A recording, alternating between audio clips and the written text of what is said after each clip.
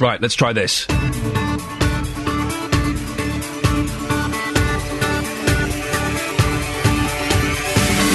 That's better. That's how it's supposed to work. Good morning, dear listener. Iain Lee, BBC Three Counties Radio. I'm back after my day off. A big thank you to Justin Dealey for filling in and doing sterling work.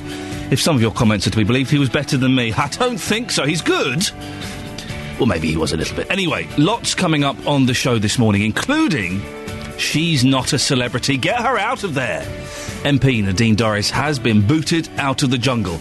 Will you be welcoming her back to Mid-Bedfordshire? Families in Hertfordshire paid to host someone with a mental health problem.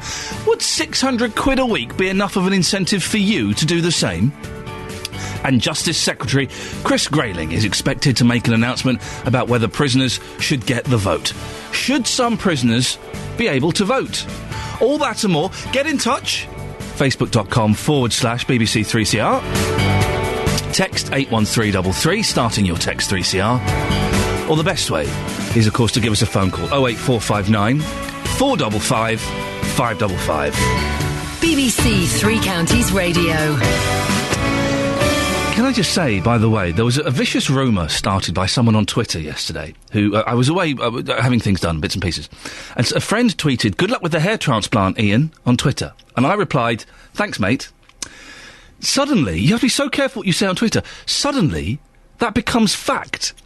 To the point where one of our senior reporters, I've literally just put the word senior in meaning old, Tony Fisher, here at Three Counties Radio, you've heard him, he's the one with the serious voice, asked a member of the team if it was true I was getting a hair transplant. He's a journalist working at the BBC. You wonder how we missed the Savile thing, huh?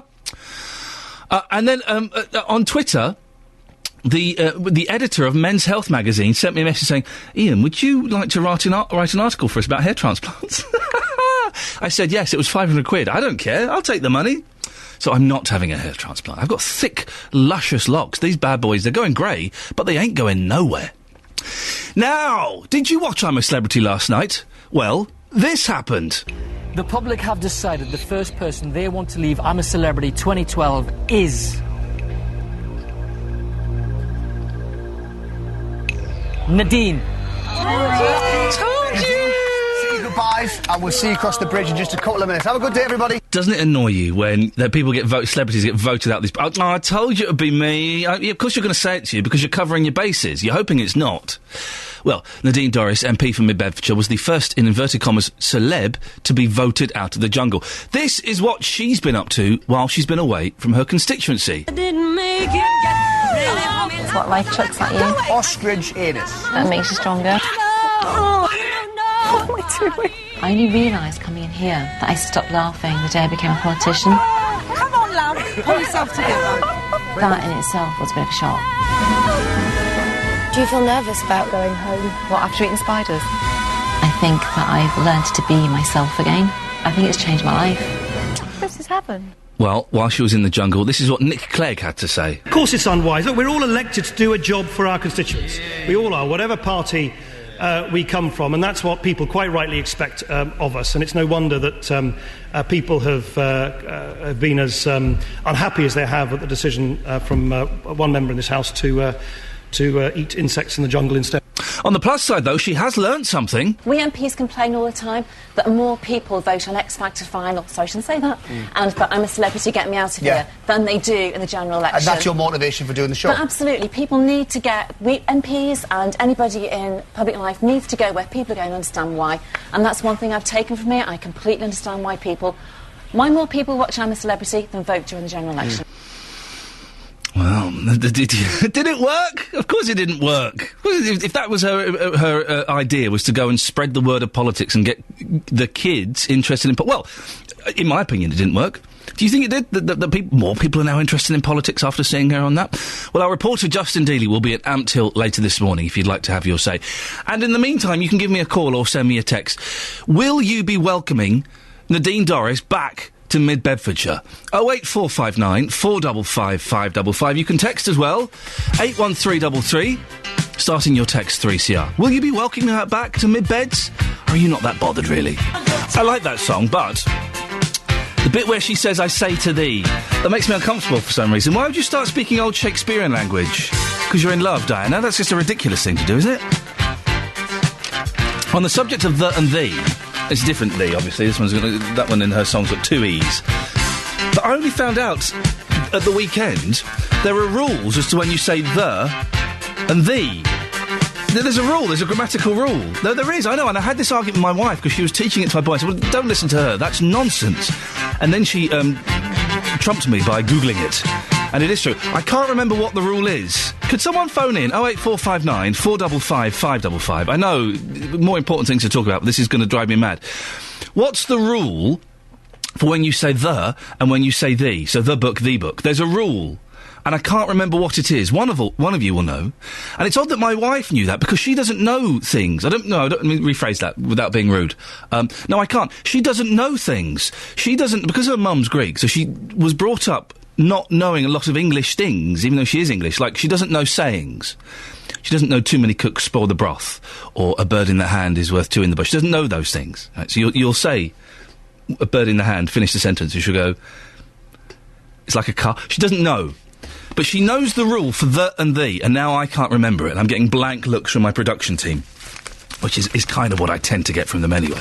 So 08459 455 555. There's no prize. We're not going to give a prize. For goodness sake, it'd be a ridiculous thing to do. But could you just call in the rules for when you say the and when you say thee? It exists. Do call in, otherwise I'm going to look like an idiot. He's not really set the phones alight, has it? You never know. They're just checking that they know. 08459 455 555. While you're rushing to the telephones to explain that and win yourself 5 points and a gold star, let's have a quick look at the front pages, shall we? The Independent. Floods and schools face cuts to pay for £1 billion academies overspend. The Guardian. Gaza ceasefire ends a week of bloodshed, and there's Kate Winslet wearing a dead pigeon on her head. She's been awarded a CBE for services to acting, so for doing her job and getting paid millions of pounds to do her job. I like Kate Winslet, I think she's good, but CBE material? Really? The Times, Anglicans told to seek help from mediators. I go away from one day, Church of England, and you mess everything up. Anger mounts over rejection of women bishops. And there's a picture of the Duchess of Cambridge in the jungle. Looking a bit too thin for my liking. Let's have a look. The Telegraph. Amnesty for 120,000 migrants and floods. The Daily Express. Floods and diet that will add years to your life. Eating a low-calorie diet could be the key to a long life, according to new research. The Daily Mail, secret courts plan in chaos. Plans for secret courts were left in tatters last night by the House of Lords. And the Dean Doris coming out of the jungle. The Sun, stabbed in, died back at 4 a.m. It's a football story. So something has happened in the world of football. 08459 455 555. So, can someone please call in? Otherwise I'm going to look like an idiot and explain the rule for the and thee. There's a rule. I've seen it on the internet. It must be true. Seriously, I'm going to keep banging on about this until someone calls in. The or thee. There's a rule. There's like a grammatical rule. I was surprised as anyone to find out. Maybe my wife is the only person that knows it. I can't remember what it is. One of you boffins will know it. 08459 455 555. Now, on to slightly more serious matters. The Justice Secretary, Chris Grayling, is expected to make an announcement about whether prisoners should get the vote. There's a chance the current situation where prisoners don't have a vote will remain. There is also the possibility that some prisoners could keep their right to vote while they're detained. At the moment, only those on remand can vote, and Europe says that's unlawful. So, should some prisoners be given the right to vote, or should the loss of liberty automatically mean the loss of voting rights? You can give us a call and let us know your thoughts on this. 08459 455 555. Justin Dealey has been out and about getting your views. Morning, Justin. Yes, hello, Ian. It's such an interesting talking point, this one. I've been to Bovingdon in Hertfordshire. Now, the reason I've been there is because they have the Mount Prison. That's situated on the outskirts of the village. I've been talking to Carl and David. They totally are against the idea, and to be fair, like everyone I spoke to yesterday. But I did put the point to Carl that prisoners having the right to vote, it may help with their rehabilitation, but he totally disagreed. Take a listen to this. No, because when they come out, they're going to do it again. Most of them re-offend. So they should come out, then vote.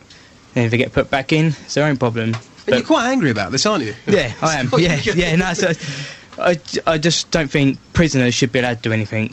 Basically, it's our tax money that pays for them in there.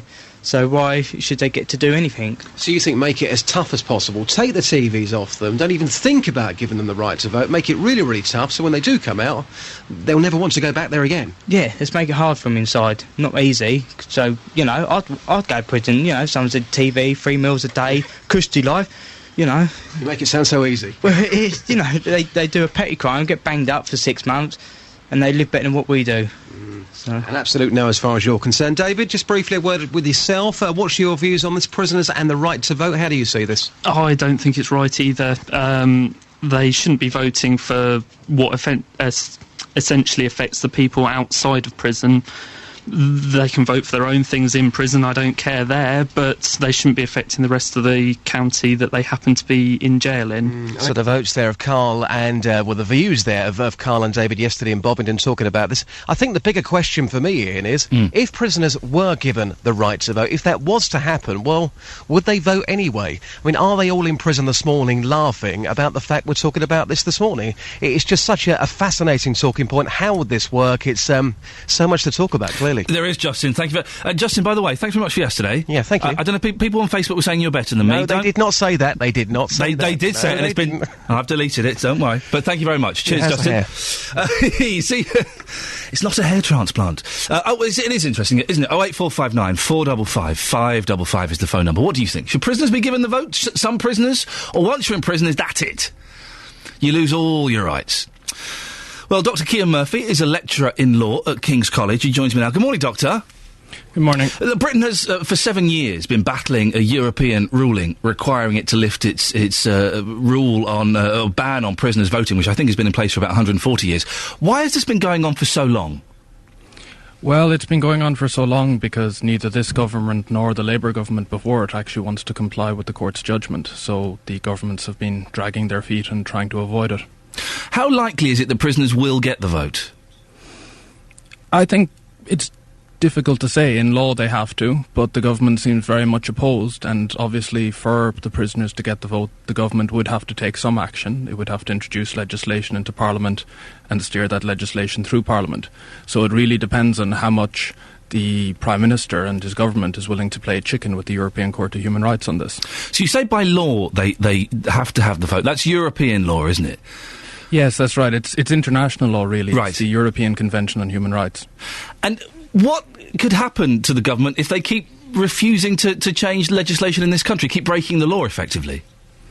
Well, at the moment, I understand there are 2,500 cases pending before the European Court of Human Rights, which involve prisoners seeking the right to vote. Now, those cases are frozen at the moment, but if the British government and Parliament were not to act, then the court might unfreeze those. And it's possible that prisoners could be given compensation by the court in compensation for the government's failure to give them the right to vote. So there's a financial consequence as well as the diplomatic consequence of losing face amongst European allies. And in terms of financial compensation, what kind of figures could we be looking at in monetary terms? Well, the figures in individual cases might be negligible. The court gives varying figures and damages because obviously a breach of human rights can rarely actually be remedied by money. But if you add it all up, it could amount to millions. Dr. Iain Murphy, thank you very much indeed. Lecturer in law at King's College. Well, what do you think? There you go. You heard the doctor. Legally, international law dictates that the prisoners should have the vote. What do you think? Justin was talking to a couple of people there who didn't like it, and he said that everyone he spoke to yesterday was against it. 08459 455 555. Do you think that some prisoners, should be given the vote? Or are you kind of the school of thought that once you're in prison, that's it? You've committed a crime, you've excluded yourself from society and the benefits and responsibilities that you get from being in society. 08459 455 555 is the telephone number. You can send me a text as well, 81333, starting your text 3CR, or you can go to the Facebook page, facebook.com/BBC 3CR, and let us have your say. Now, tomorrow we have a very, very exciting show on. Very exciting show. Well, I say exciting, I'm guessing it's going to be cold, because I would imagine that at some point tomorrow I'm going to be stood out in the street. But it's not just any old street. It's going to be in Flampstead. Yes, we're doing a Flampstead special. Not just a Flampstead special, but that's where we're going to be coming from. From 6 a.m, we're going to be celebrating community businesses. We'll be at the coffee... Oh, hang on a minute. We're going to be in, like, a cafe place, aren't we? They do coffee, do they? Fantastic. Well, tomorrow's show might suddenly have a golden glow about it. We're going to be at the Coffee Dog in the Spotted Dog, and you can come along and join us. We're going to be there from 6 o'clock till 9 o'clock, of course, and you can come and have a look and come and say hello. Don't touch me. That's the only rule I have. Please don't touch me. Come and say hello and wave. Don't touch me. I'm a bit funny about that. If you want to find out exactly where we're going to be and how you can get involved, go to the Facebook page, facebook.com/BBC3CR. We're going to put the details up there in a little while. And also follow us on Twitter, at BBC3CR or at Iain Lee, and we'll be tweeting the details. And it will be lovely if you want to come down, say hello, and just have a look at us as we sit with silly headphones trying to do a ridiculous job, because that's basically what we do. But Flampstead, I'm coming to get ya. They say that online. Maybe they say that on some programme anyway, don't they? 08459 455 555. The two important topics of the day are prisoners having the votes. Do you think they should? But also, and I think this is kind of more important because it's going to drive my OCD head nuts. Honestly, there is a rule about when you use the word the and when you use the word the, like the book, the end. But I don't know what the rule is. Can someone please put me out of my misery? 08459 455 555. What's the grammatical rule for the and the? Sophie Tyler, BBC Three Counties Radio. Thank you very much. Sophie, before you go... She's gone. Yes. Oh, you're there. Do you know the rule about when you use the word the and when you use the word the? I wasn't even aware there was one. No, nor was I. This is my language, and I didn't know this rule until the weekend. OK, Sophie, thank you very much. We will find out what it is before 9 o'clock. Otherwise, he's going to drive me mad. Across beds, hearts and bucks, this is Iain Lee on BBC Three Counties Radio. Morning. Coming up in the next half an hour, find out why parents in Hertfordshire have been campaigning for 5 years to have double yellow lines outside the school. And if you're driving on the M1, you'll still be able to see the huge fire near junction 8 and 9. It's been burning for 12 days. Our reporter Justin Daly will be there to find out why. Now, an initiative in Hertfordshire where families are paid £600 a week to have someone with mental health problems living in their homes has been given a national award. The Hertfordshire Partnership Foundation Trust created the new Host Families programme to allow people to recover in a family environment rather than a clinical unit. The guest stays anywhere from 2 weeks to 2 months, and the idea is that the family environment aids recovery. Our reporter Victoria Cook has been to meet Mary Mitchell from Stevenage, who is a host herself. Victoria asked her what her job actually involved. I think the most that I have to do is friendship and companionship, and just give them that little bit of motivation to want to do things for themselves that they're quite capable of doing, but because they've been either on the ward or somewhere else, they haven't had to do all that for themselves. They haven't had to go out and do their own shopping. They haven't had to change their own beds. And that's all something that I feel when they leave here, if they do, they're capable then of looking after themselves. The NHS will reimburse you around £600 a week for having a guest in your house. What's the money used for? The money is used for, obviously, extra gas, electricity. And I do always ask each guest that comes to me their preference in foods. And if it's something that I would not normally buy, I would endeavour to accommodate their needs. I've never actually worked it out sort of pound for pound, and although it sounds a lot of money, you don't make a lot out of it because you do try and make that person as comfortable as they can be. I guess part of the money goes towards the fact that this is an inconvenience to your life as well. In fact, it's life-changing. Would you agree with that? Oh, yes. You know, I can't just suddenly decide to go away for the weekend or something if I know that I have a service user in my home. The people that come to stay with you, how do they find it? What do they say to you? A lot of them have said to me that it's been a big help to their progress in being in a normal family environment. Because the alternative would be to be in a unit where perhaps you're surrounded by other people that are also suffering from mental health problems. So to just be here with your family, that's a very unique way of recovering, isn't it? Yes, yeah. all the people that I've had so far have all, as far as I'm concerned, been success stories where they've left my home and they have moved on with their life. That is my bonus for the end of the job. If someone comes into my house and they look fairly sombre, when they leave my home, if they have a smile on their face, I feel as though I've achieved something and helped in some way. Mary Mitchell, they're talking to our reporter Victoria Cook. Well, John Lavelle is the service manager for the Hertfordshire Partnership NHS Foundation Trust, which runs the scheme. Morning, John. Morning, Ian. Explain a bit more about how this works. Well, it's quite simply, we would work with the host families and with people who are in a period of mental ill health to see if we can identify a good match between the host family and the patient or the service user, and if we find a good match and both are willing to kind of take this kind of part of the scheme forward, we would work with the host family and the patient to kind of introduce them and kind of have a look to see what if their needs can be met within the host family, and providing that is everybody's happy with that, both the host family and the guest are happy with that. The guest would then move into the host family's home and would spend a period of time with them, and as Mary suggested, a lot of it is around friendship and companionship and just support you could normally get in your day-to-day family life that perhaps some of the guests wouldn't ordinarily get, especially if they were admitted to a hospital unit. What kind of mental health problems are we talking about here, John? It's a variety of mental health problems. I mean, they cover a wide scale of kind of problems. So it could be somebody who's depressed. It could be somebody who is maybe suffering from schizophrenia. There's a whole range of mental health problems. And are there any risks for the hosts at all? I mean, the hosts would work very closely with the home treatment teams that we have across the county, and all the risks would be any risk would be assessed, and the crisis teams, the home treatment teams would take that into consideration prior to placing a guest with a host family. And do the host family get any training or anything like that?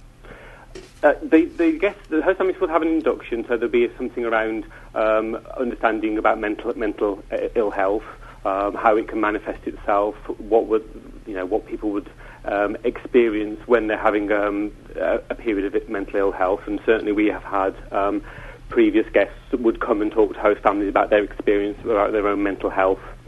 But I think it's quite key that actually the host families are supported 24 hours, 7 days a week by home treatment teams, so they're the professionals. John, are the hosts vetted? Because we have heard stories in the news about people with various mental health problems being used and abused. They can be quite vulnerable, can't they? Yeah, absolutely, and yes, absolutely, the host families are vetted to a large degree, the same as I would be working with the people within the units that I would manage. There's a very long and rigorous recruitment process, which would include host families and people living in the house with the hosts, having CRB checks, etc., and there's an interview process. So everything is done to ensure that both the host family and the guests are absolutely safeguarded. £600 a week, John? That some people will go, that's a lot of money, isn't it? I think it's the right money for the project.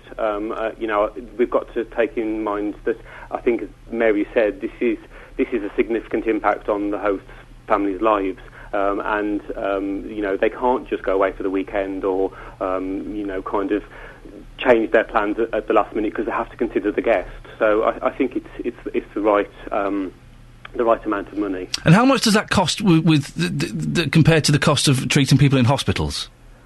Treating it, I mean, that's a variety of varies again. It can cost anything up to £300 a day to treat somebody in hospital. So it saves money, basically. It does save money, but it's not about saving money, because you've got to understand that the crisis teams that work and the home treatment teams that work with the host families will very intensively put input into that host family to ensure that the treatment that the guest is receiving is absolutely as it should be. John Lavelle, we have to end it there. Thank you very much indeed. Across beds, hearts and bucks, This is Iain Lee on BBC Three Counties Radio. I think I am about to... I'm going to be vindicated live on air. Vindicated. Live on air. The and the. Davina's in Letchworth. Good morning, Davina. Good morning, Iain. And Kate is in Harpenden. Good morning, Kate. Good morning, Iain. Can I just ask, are either of you English lecturers or professors or anything like this? Absolutely not. Okay, you're just intelligent women. Apparently, you have the answer. Davina, would you like to go first, and then Kate, you can back this up. First of all, you'll back me up. There is a rule, isn't there, Davina, about when you use the and when you use the? Well, apparently so.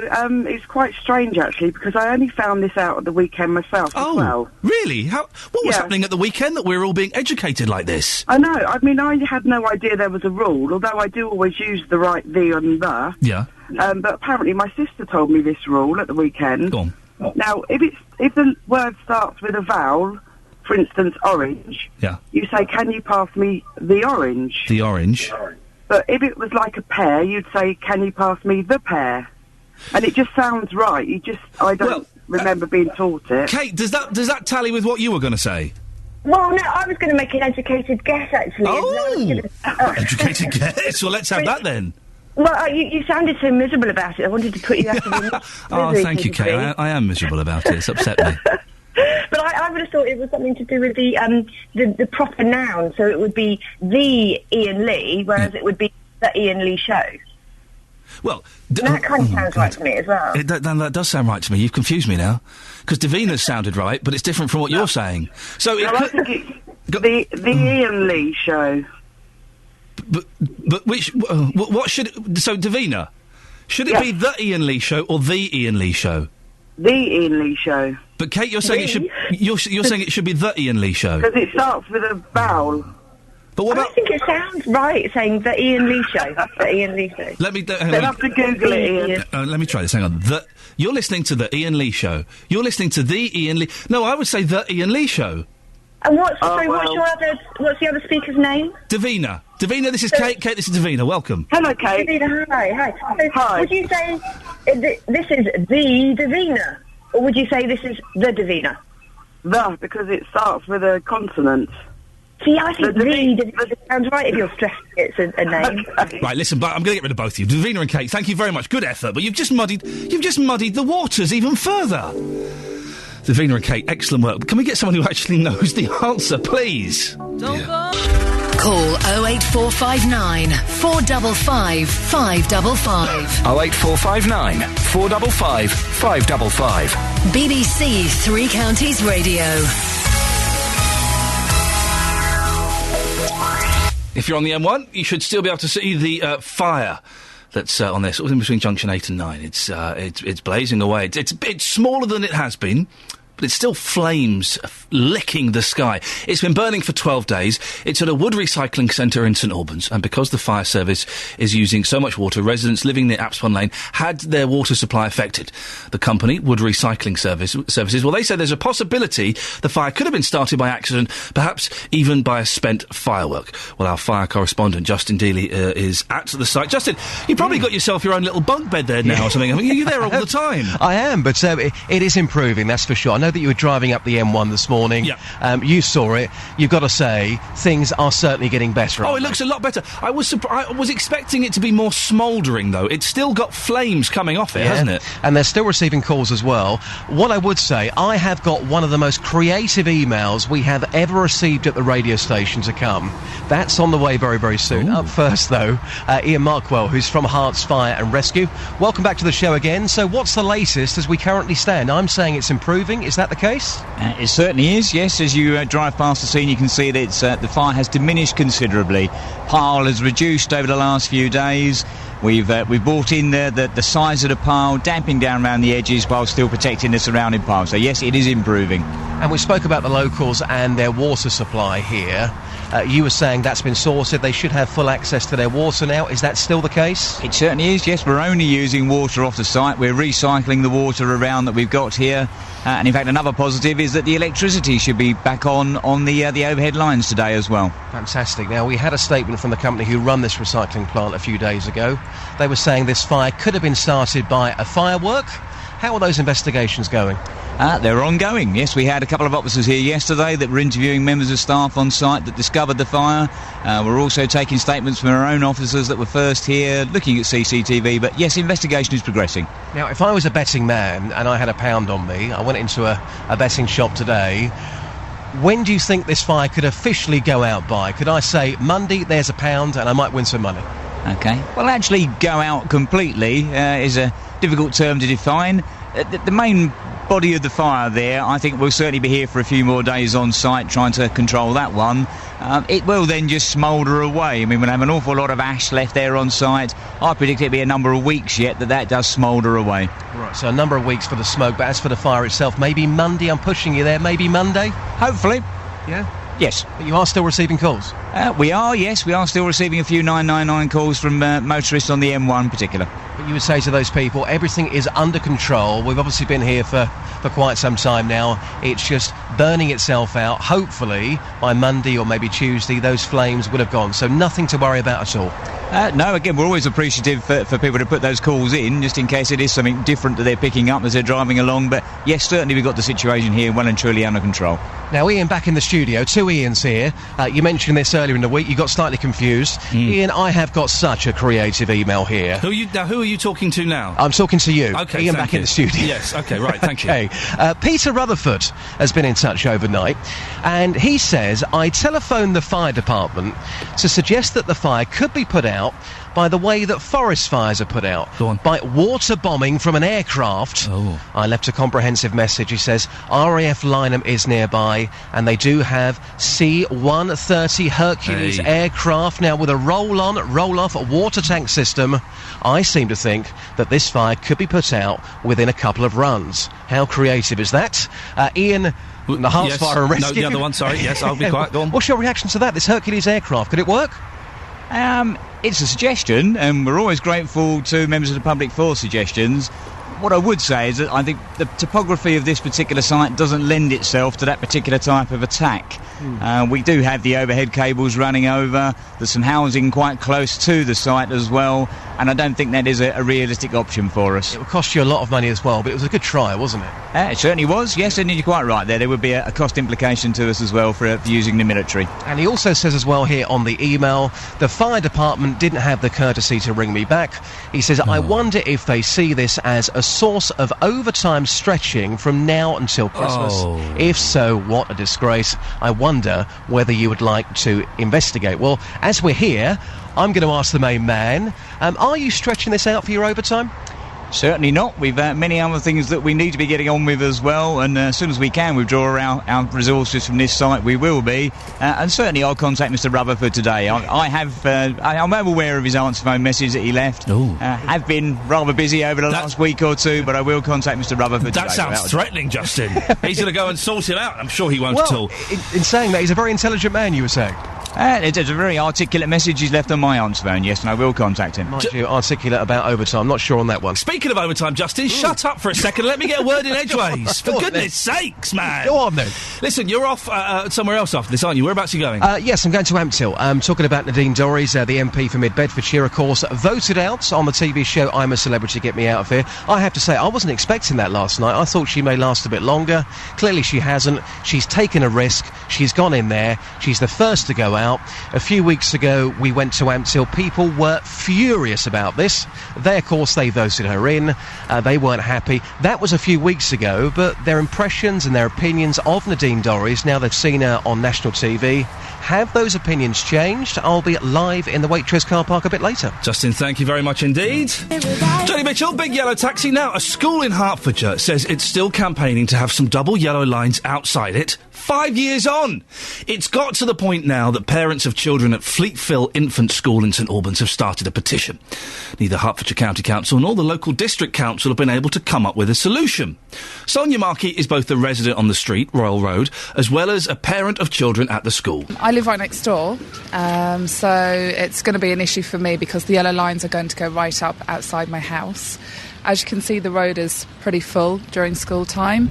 So if I have shopping or my other children in the car, there's going to be nowhere for me to park. So I'm going to have to go to Morrison's. So as a resident, it is an issue, yes. So as a resident, it's an issue. What about as a parent of someone at this school?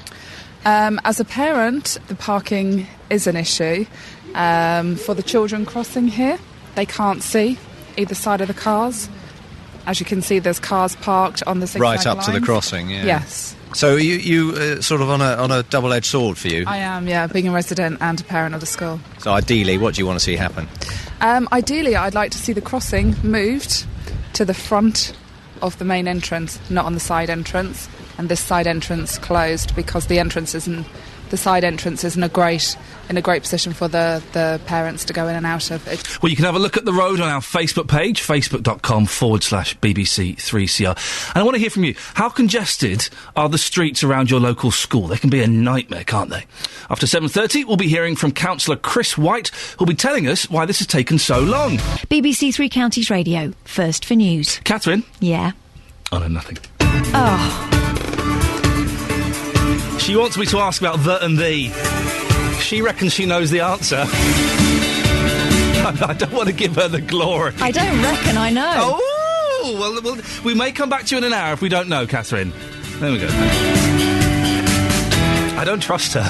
08459 455 555. Lots coming up in this hour of the show, including Member of Parliament Nadine Dorries is out of the jungle. She's gone. No more Bush Tucker trials for her. Will you be welcoming her back to Mid-Bedfordshire? The government are to outline plans to potentially end a 140-year ban on prisoners voting. Do you think prisoners should get the vote? And why parents in part of Hertfordshire have been battling for 5 years to get yellow lines outside their school. How congested are the streets around your local school? BBC Three Counties Radio. Lots of ways to get in touch. You can email 3cr@bbc.co.uk. You can text 81333, starting your text 3CR, or give us a phone call, 08459 455 555. Now, did you see I'm a Celebrity last night? Well, this happened. The public have decided the first person they want to leave I'm a Celebrity 2012 is Nadine. I told you. Nadine, say goodbyes and we'll see you across the bridge in just a couple of minutes. Have a good day, everybody. Nadine Dorries, MP for Mid-Bedfordshire, was the first celeb to be voted out of the jungle. On the plus side, though, she did learn something. We MPs complain all the time that more people vote on X Factor final, sorry, I shouldn't say that, and but I'm a Celebrity, get me out of here, than they do in the general election. And that's your motivation for doing the show? But absolutely, people need to MPs and anybody in public life needs to go where people are going to understand why, and that's one thing I've taken from it. I completely understand why more people watch I'm a Celebrity than vote during the general election. One man who I imagine would have been glued to I'm a Celebrity is Budge Wells. Budge is the Deputy Chair of the Mid-Beds Conservative Association. Morning, Budge. Good morning. Did you watch it? No, I've never watched the programme. Oh, Budge, I don't... Come on now, be honest. Did you not watch any little clips of it? I have never watched the programme. It's never given me any interest. Did you not watch Nadine eat a baked spider? I'm afraid not. Fermented egg? Never. Ostrich anus? Nothing, no. What was your feeling of her going into the jungle? How did you feel when she was going in? We felt that it was generally speaking, we felt it was an unnecessary thing for her to do. However, we respect the fact that she has free choice to pursue her views. And what we want to do is when she comes back to the UK, and after she's spoken to the Chief Whip, is to discuss with her what she's done and why she's done it, and to see what we can do to move on from there. What do you think should happen to her now? She's been kicked out of the Tories. Should she be let back? Well, that's up to the Chief Whip to decide. That's done at Westminster What's your opinion on it? Do you think she should? I think she should get a fair hearing from the Chief Whip, and that after that hearing, we'll go along with whatever the Chief Whip decides. When does she come back? We don't know. We were told at the beginning that she was out there for a month. Win or lose, you have to stay till the end. I mean, that's what we were told. Whether that's true or not... Well, Connolly, I know Connolly's left for medical reasons, but Connolly's back home, I think, or on his way home. She does get to stay in a 6-star luxury hotel for the rest of her stay, doesn't she? Cool. Wish I could. Yeah. What are you going to say to her, Budge, when you see her? I'm going to ask her to sit down with us at the executive and give her a chance to say her piece, to let us know what was in her mind, why she did it. I think it's only fair we should listen to her first, and then we will be asking her questions that, you know, have been coming to our minds both in terms of what we think personally and what the members of the public in the constituency have remarked on her visit to Australia. How many constituents have been in touch with you? Well, I can't give you an exact number, but I would... Tens, hundreds? Not hundreds, no, but certainly something approaching that, yes, but not 100. I wouldn't think it was 100, no. And what's been the kind of overriding message from them? I haven't had anybody yet supporting her venture into the jungle in Australia. I have to be fair about that. They've all been concerned that she wasn't here working as an MP, and they were concerned that perhaps it trivialised what an MP should be standing for. Her argument, I mean, Shefford's been getting a lot of press attention. Her argument might be that all this press attention is great for Shefford and for you. Would you agree with that? No, I wouldn't, actually. I don't think it is beneficial to us. I think, you know, popularity is exactly what it is. You're, for a short space of time, you're in the news for doing something that's different. But I don't see how that actually helps the main plank for what you're on, which is to promote your political views and the views of the party to which you ascribe. But listen, trust me, if you've got 5 minutes spare later on, go onto YouTube, type in Nadine Dorries Anus, you'll enjoy it. Well, I'll think about it. Budge, thank you very much indeed. Budge Wells there is the Deputy Chair of the Mid Beds Conservative Association. Well, our reporter Justin Dealey, as you may have heard earlier, is going to be in Ampthill this morning in the Waitrose car park. I think that's where he's going to be. And if you want to have your say, yes it is, go and find him. He's a good-looking chap, got terrible hair, a long coat. Take him a cup of coffee, biscuit, something like that, and go and say hello, introduce yourself, and he'd love to get your opinion on this. But also, you can give me a call if it's a little bit too far for you to go to Ampthill, or a little bit chilly. Give us a call. Will you be welcoming Nadine Dorries back to Mid-Bedfordshire? 08459 455 555. On FM, AM and online. BBC Three Counties Radio. OK, so the debate of the day has been... I only discovered this at the weekend and I can't remember it. Apparently, the and the. There is a grammatical rule within the English language structure for when you use the and when you use the. My wife explained it to me, which is odd because my wife is half Greek, and I'm not always, but more often than not, I'm explaining rules and sayings and things like that to her. So when she told me, I was like, oh, you're an idiot, you're a fool. But she Googled it, and apparently it might be true. But I can't remember what the rule is. Leslie's in Bedford. Good morning, Leslie. Hello. Now, you know this rule, do you? No, I don't know the rule. No. How can it be a rule if no one knows it? Well, I don't think there is a rule. Right, I've got a collection, well, my son's got a collection of what they call Get Results books for their education. OK, for like GCSEs? Yeah. Like Let's Study Aids? Right. Yeah. I've got the Dictionary of Grammar. Yep, OK. Well, this is going to have the answer in it. Yes. I mean, I don't want to read the whole lot. No, please don't read the whole Dictionary of Grammar, because we're only here till 9 o'clock this morning. Well, I've got to go to work at 8. And then tomorrow we're in Flamstead, so, I've really got to get this sorted out soon. Right, it says, the is sometimes pronounced the when it is used to identify someone or something unique or important. Now, I've got another dictionary here. There's no pages on the front. It looks like it's sort of, well, it's been used a lot. So, why are you telling me that? Does that mean it must be a good one? Well, because the is an adjective. Oh, gosh, already it's getting too confusing, yes. And the is singular. So what, in English, Leslie, what does that mean? Well, don't just read me out a sentence that you don't understand. The is singular. I mean... Please, miss, can I have examples? So you would say, OK, so you'd say the books, the book... the books and the books. No, the book and the books. Are you sure? Yeah, well, this is the books. The books. You know, this is what my son's been using for his English grammar. You know, if he doesn't get A+ or A star, I was going to say, Leslie, how's he doing? Is he doing well? Oh yes. Bright lad. Oh yes, very bright. Oh yes. Oh yes. He's going up to. Well, we're going to the school tonight. The new £22 million Bedford school, which has had a lot of trouble, but... Yeah. Is it parents' evening tonight? Yeah, and it's to do with his sixth form, so... Okay. Yeah. Could you ask one of the teachers? Oh, I could, yes. Ask one of the teachers and give us a call back tomorrow. We're in Flamstead. Oh, right. And let us know. I never thought of that, yeah. Good work, thank you. Yes, right, okay. Thank you, Leslie. Excellent stuff indeed. She's going to ask a teacher. If we've got any teachers listening, that would solve things. Come on, English teachers. You're all sitting in your MG Sprite smoking pipes. Isn't that what teachers do? Do they still do that these days? Probably not. I imagine that slightly. The and the. Leslie's answer was good, but it was a little bit confusing. Jen of Houghton Regis. Ian, you're driving me mad. Obviously, it's the before a consonant and the before a vowel. Well, is it though, Jen? Because I would say, if I had an important book, I'd say, look at the book. It's the book. Is that the book? No, it's the book.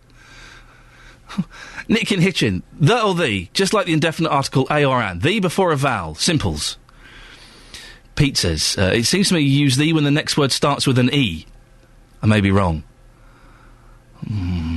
You're wrong in both instances, says Spike.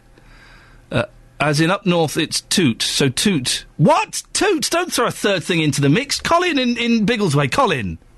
Hello there, Ian. Please answer this. It was supposed to be a simple thing we should have solved by 6:30, and now it's ridiculous. There are two rules. Okay, are there? Okay, go on. It's as simple as that. Yeah. The and the vowels and consonants apply, but the variation is for emphasis. So hang on a minute. Let's get through the first rule. What's the first rule with the consonants and the vowels? The first rule is that it's the to precede a vowel, and the for a consonant. The egg, the chicken. Correct. Okay. But... Got that one. The has a secondary role for emphasis. Oh. So if it's the chicken... Yeah. You're emphasising that particular one. So if I have an important chicken... Yes. It's why did I pick chicken and eggs? If I have an important chicken, it's the chicken. Yes. But if I've got an insignificant chicken, it's the chicken. Yeah, that's it.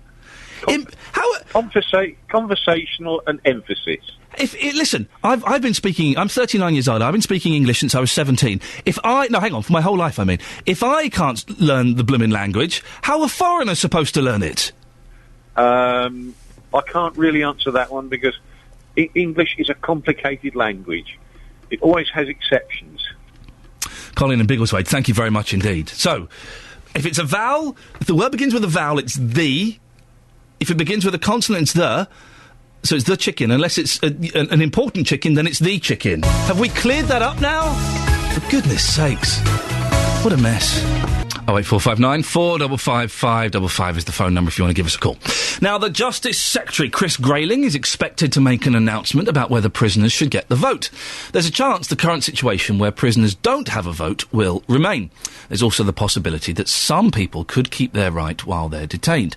At the moment, only those on remand can vote, and Europe says that's unlawful. So, should some prisoners be given the right to vote? Or should the loss of liberty automatically mean the loss of voting rights? Got two guests now. John Hurst, former prisoner, now an active campaigner for prisoner rights. Morning, John. Good morning. Also got Professor Malcolm Davis, who is the head of law at the University of West London. Good morning, Professor. Good morning. John, let's start with you. Why do you think it's important that prisoners should get a vote? Well, because, quite simply, there's no will in Parliament for prison reform, and that's basically because prisoners haven't got a vote and they haven't got a voice to push MPs into doing something about it. As we know, MPs are more interested in fiddling expenses and things like that and flipping mortgages than they are on prisoners' rights. So giving them the vote will at least draw their attention to the issue. That's a low blow, John, because some people would say that... It isn't a low blow. Well, no, it is. Let me finish. Because some people would say that prisoners, you're accusing politicians of fiddling expenses. Prisoners have been caught bang to rights at it, haven't they? So have the prisoners been caught bang to... it. John, so have the prisoners... Yeah, but they're actually in jail. Let me finish the sentence. So have the prisoners been caught bang to rights for the crimes they've committed. Yeah, but they're in jail. The MPs aren't. I mean, some of them claiming they're too sick. Well, now listen, I don't want to go down that legal minefield. No, because... Exactly. No, not exactly, John. For legal reasons, because they're the ones who claim that prisoners lost the moral authority to vote by committing their offences, and there they are. There's no moral authority to fiddle expenses. John, for legal reasons, I don't particularly want to discuss that case because that case is done and dusted. But some MPs have got. I think you're sidewinding us with smoke and mirrors. The MP's expenses is very, very little to do with it. It's got everything to do with it. These are the people who are supposed to be voting on this. But let's get back to the issue. You're talking about there, you're saying there's these choices. There isn't any choices at all. You can't leave it where it is because you're in defiance of the highest court in Europe on that. And you can't say only those 6 months and under will get the vote. I mean, elections only come round every 5 years. You know, so I mean, that's a total no-no. And when you come to the one in the middle, which is the 4 years and under, again, there's no way that is going to hold. So, John, again, for the simple reason that it's arbitrary cut-off point. John, are you saying that all prisoners should be given the vote? Yes. Okay. Professor, what do you think about that? All prisoners, blanket lifting on prisoners not getting a vote? I think that's very unlikely to happen for a number of reasons, but also I think morally it's an unacceptable position. Here we go, morally again. John, let him speak, please. John, you've had your turn. It starts from the presumption that regardless of what I've done, whether I've killed or raped someone, I should continue to benefit from the full advantages of citizenship. And this is typically not the basis of a democracy, in which the assumption is a person who has full rights of citizenship is expected to behave in a reasonable and civilized manner. So it's a continuation of the notion of demanding rights without having responsibility to behave correctly. So I think that's the first sort of moral issue. And secondly, I think there's a much more important, or equally important point, which is that we don't have an absolute right to such things as voting. We debar all sorts of people. Young people are debarred. People who are not resident and foreigners in this country. So it's not an absolute human right, this we're talking about. It's a civic entitlement, and in fact that's just been recognised in the recent case in Strasbourg in May this year, that the Parliament do have a right to determine who should have the right to vote. It's not up to a court in Strasbourg to make this decision. So there has been some controversy and change of opinion in the European Court of Human Rights as to what extent there is a right to vote and who should determine that. In the case which John will know very well, because it continued from his case, the case of Froder, the Austrian case, the judges there made a very precise and detailed argument that only a judge could debar someone from voting. Well, the Court of European Court of Rights in the Scopola case this year, May, has gone back on that and said Parliament and governments do have a right to determine who should vote. Let me just interrupt. John, why should someone who, for example, has murdered someone and has proved that they're not fit to be in society for at least a certain amount of time, they're not socially responsible, why should they be given the social responsibility of voting? I've told you, because it's a human right. Well, what about the human right of the person that was killed? Froder was convicted of murder, John, and the court ruled that he should have John, a vote. I don't particularly know about cases that I don't know about. But well, you should know about it. You're talking about it. Well, no, I'm not. You do research. John, I don't know about that specific case. I've not had time to research every single specific case. But what about the rights of the person that was murdered?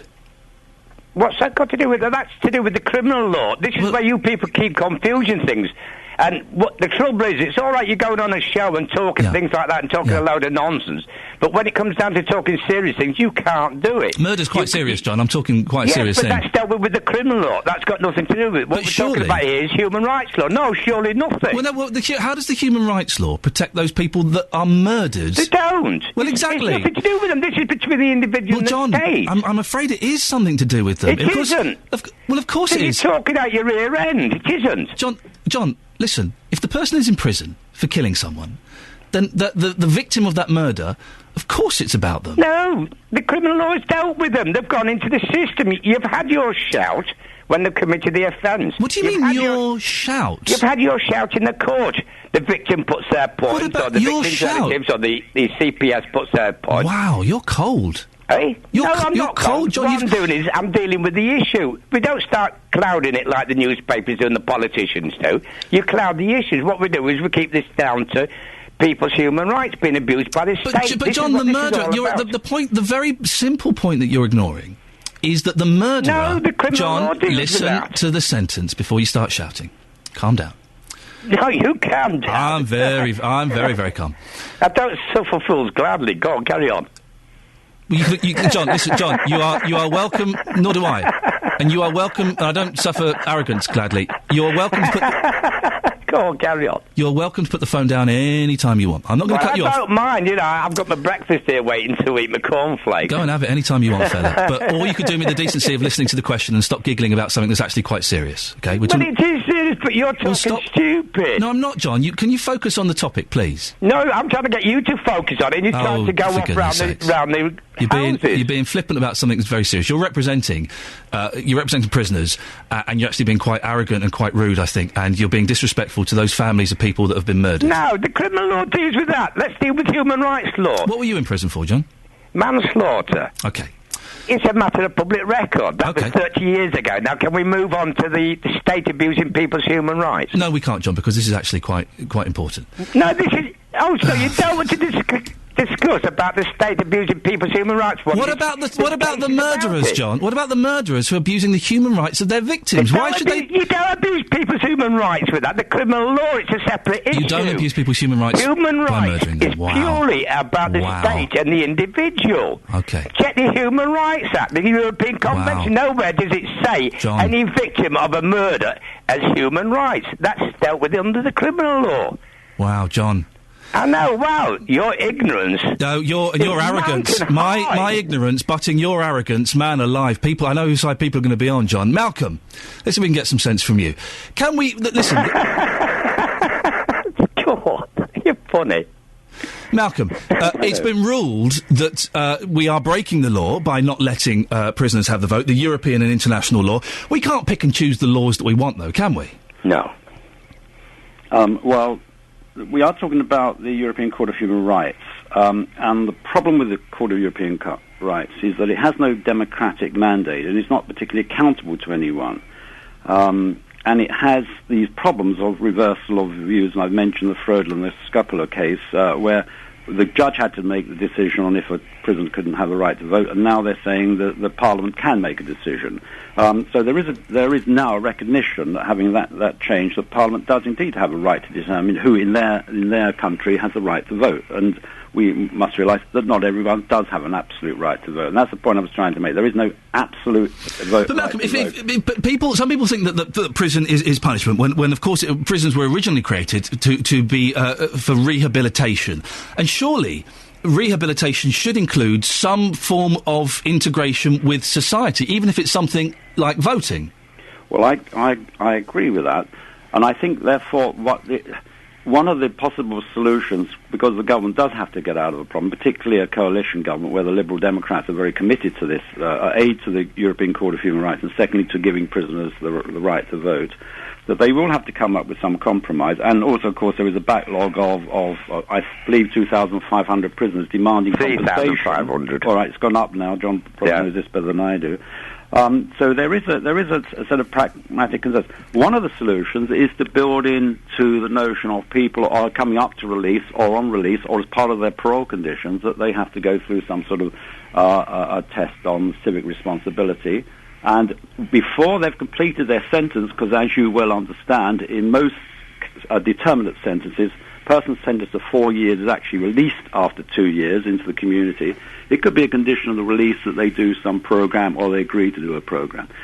And I suspect for some prisoners to take advantage of that because they want to be rehabilitated, and that would be a sensible idea in my book. But also, it's also clear that lots of prisoners aren't in the least bit interested in doing this. In Ireland, in 2006, when they introduced the reform to allow all prisoners' right to vote, 16% did register opposed to vote, but the Irish Penal Reform Trust estimated that only 4% of them were actually interested. Chaps, we're running out of time. John, if you'd been able to vote when you were in prison, would you have done?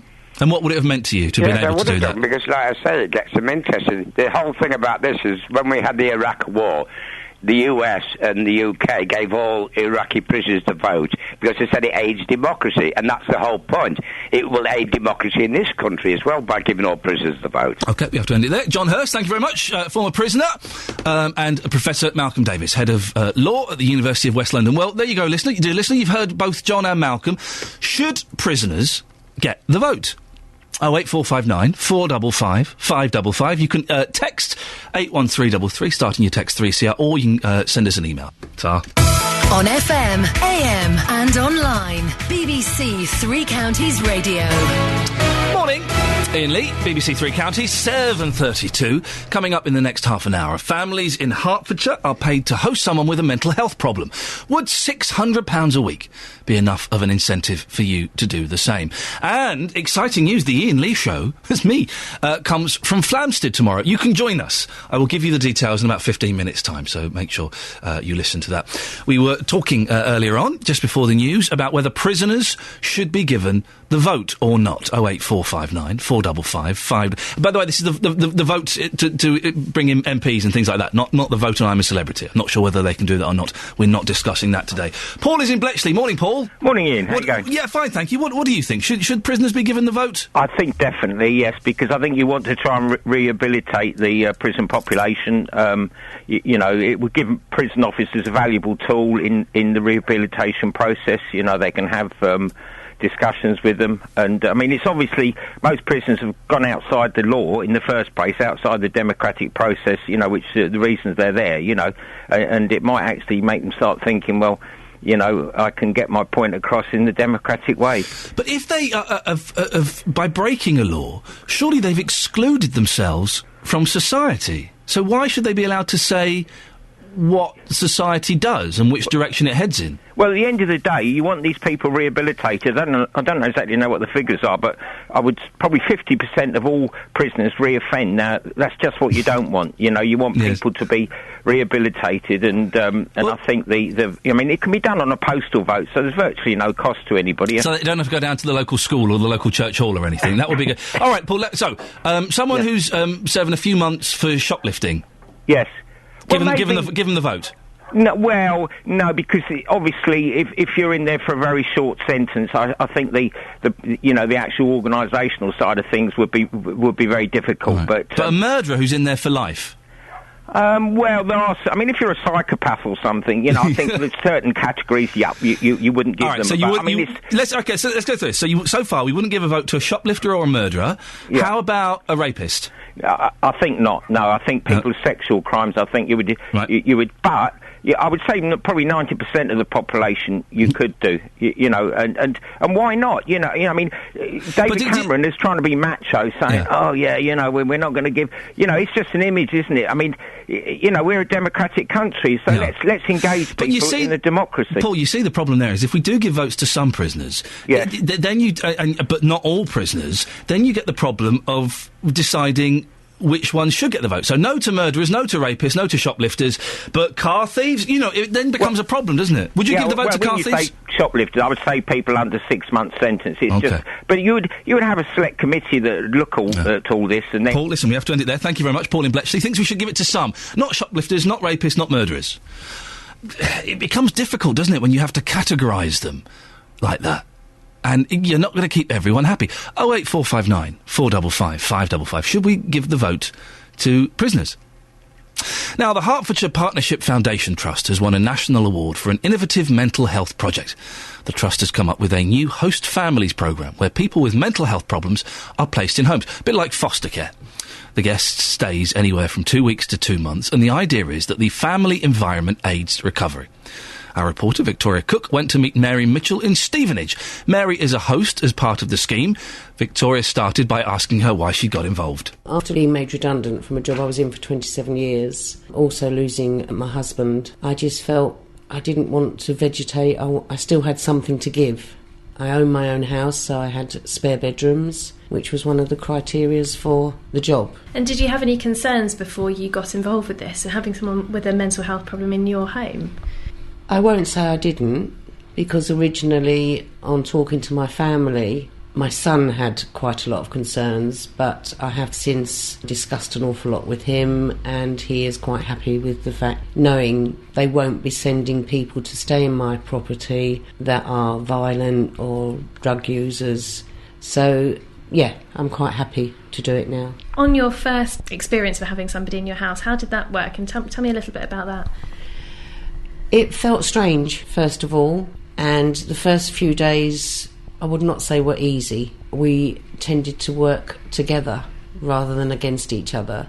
So I learnt a lot about her culture, she learnt a lot about ours, and ended up very good friends.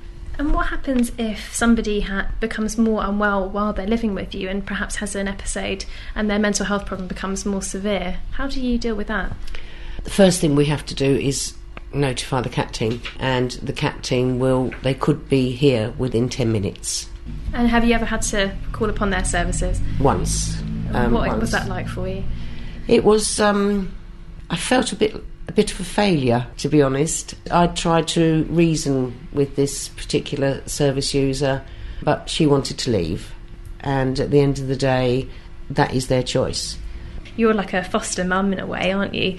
What is that like for you to look after them, and how much is it looking after them? What do you actually have to do? I think the most that I have to do is friendship and companionship, and just give them that little bit of motivation to want to do things for themselves that they're quite capable of doing, but because they've been either on the ward or somewhere else, they haven't had to do all that for themselves.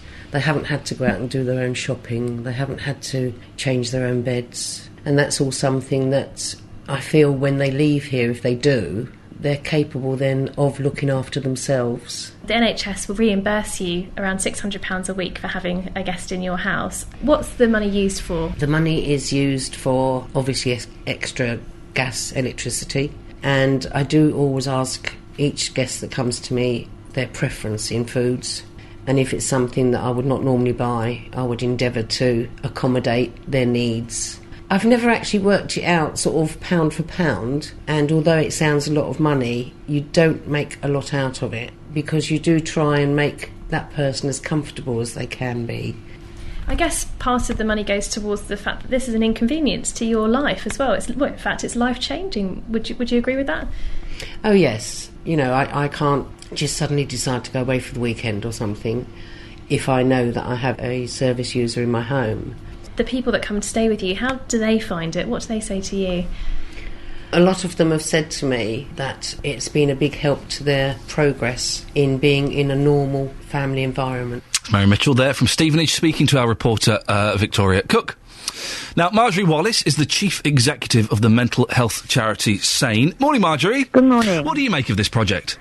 Well, I mean, I think it's really quite refreshing, and at least it's imaginative, which is sort of what we need in mental health.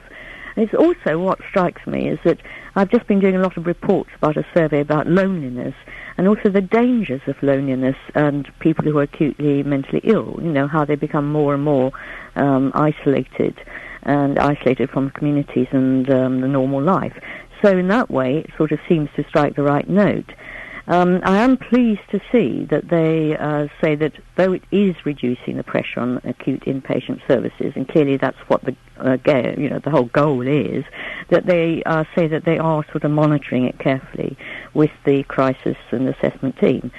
So it's very, very early days, but the fascinating thing is, you know, that this has been going on since the 7th century in Belgium. This was started as a scheme that people would have host families stay there for a while, acutely mentally ill people. And it's taking place in Australia, New Zealand. I know about some Australian schemes and other countries. So why has it taken so long to come to this country? Why does being in a host family environment help someone with mental health issues? Well, we don't know yet because we haven't had the results, and it's only very few families. But we just heard from the person who was taking people in. I think what it does is it gives some consistency to the person who is acutely ill. What people tell us at SANE all the time is that whether they're sort of left in the community or they're on a ward, when there are very few people can get onto wards now, they don't see the same person day in, day out. They don't see the same doctor always. They hardly see doctors, actually. They don't always see same members of a team. And it's this feeling of somebody that is that knows their story, knows their history. They don't need to repeat it again, and learns to sort of tolerate some of the sort of demons that they cope with that might be very, very positive for them. Is there any risk, Marjorie, for a family taking in someone with these mental health conditions? Yes. There's always a risk because if somebody is, and these are acutely unwell people, you know, who would otherwise be in an inpatient unit, there is some risk. But you know, what they're saying is that they're selecting the people. They're selecting people, and remember, the majority of people with mental illness are never, ever sort of violent or threatening. I think people might be very afraid if they become suicidal, but they can call on help then. And I just think it's an interesting way of approaching things. And, you know, anything that educates the rest of the community, which this will do, into understanding how difficult it is for other families who do live with a member of the family who is acutely ill. I mean, this will give a great insight as to the kind of problems they face day in and day out. Marjorie, thank you very much. We have to end it there for time reasons. Marjorie Wallace, Chief Exec of the mental health charity SANE. If you think you might be interested in being assessed for this scheme, then you can email host.families@heartspart SFT, HERTS, part sft.nhs.uk, or you can call the dedicated line 07768 131 413, and we'll put all the details up on Facebook and on Twitter as well. 08459 455 555 is the telephone number. Prisoners getting the vote, should they be allowed to? Richard's in Bedford. Morning, Richard. Good morning. What do you make of this? No. I say that because if we give in to this, we're giving in to Strasbourg, aren't we? Allowing a foreign body to dictate over our parliament and our courts. And that's why I say no. There's a wider implication here, isn't there? In, again, giving in, curtailing to the EU and to Strasbourg. But is it kowtowing, Richard? Because we've signed up to be part of the EU and part of Europe. We can't pick and choose the laws we like and the ones we don't. Yeah, you and I have not signed up. I've not voted for this. No one in this country voted for this to give powers away from Westminster. That's for sure. We're supposed to be a trading bloc, and that is the bigger issue here, and it is kowtowing because we're being pushed again in a line against our Parliament's wishes. Our Parliament won't vote for this; they won't put it through. You know, and that's the issue.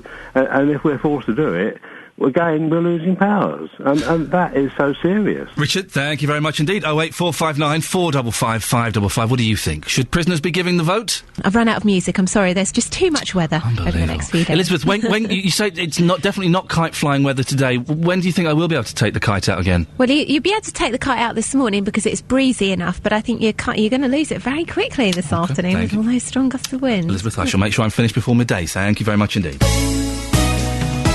Exciting news tomorrow. I was going to say this is my first outside broadcast with Three Counties. Of course it's not. The very first breakfast show I did was in Luton, in the Square, when I was filling in for a couple of weeks, and it was the Olympic Torch. Boy, they threw me in at the deep end. Well, tomorrow should be a lot of fun, because you can come and see the show being done. I warn you now. There's not a lot to see. It's just me wearing headphones talking into a microphone. But you come along. It'll be nice to meet you.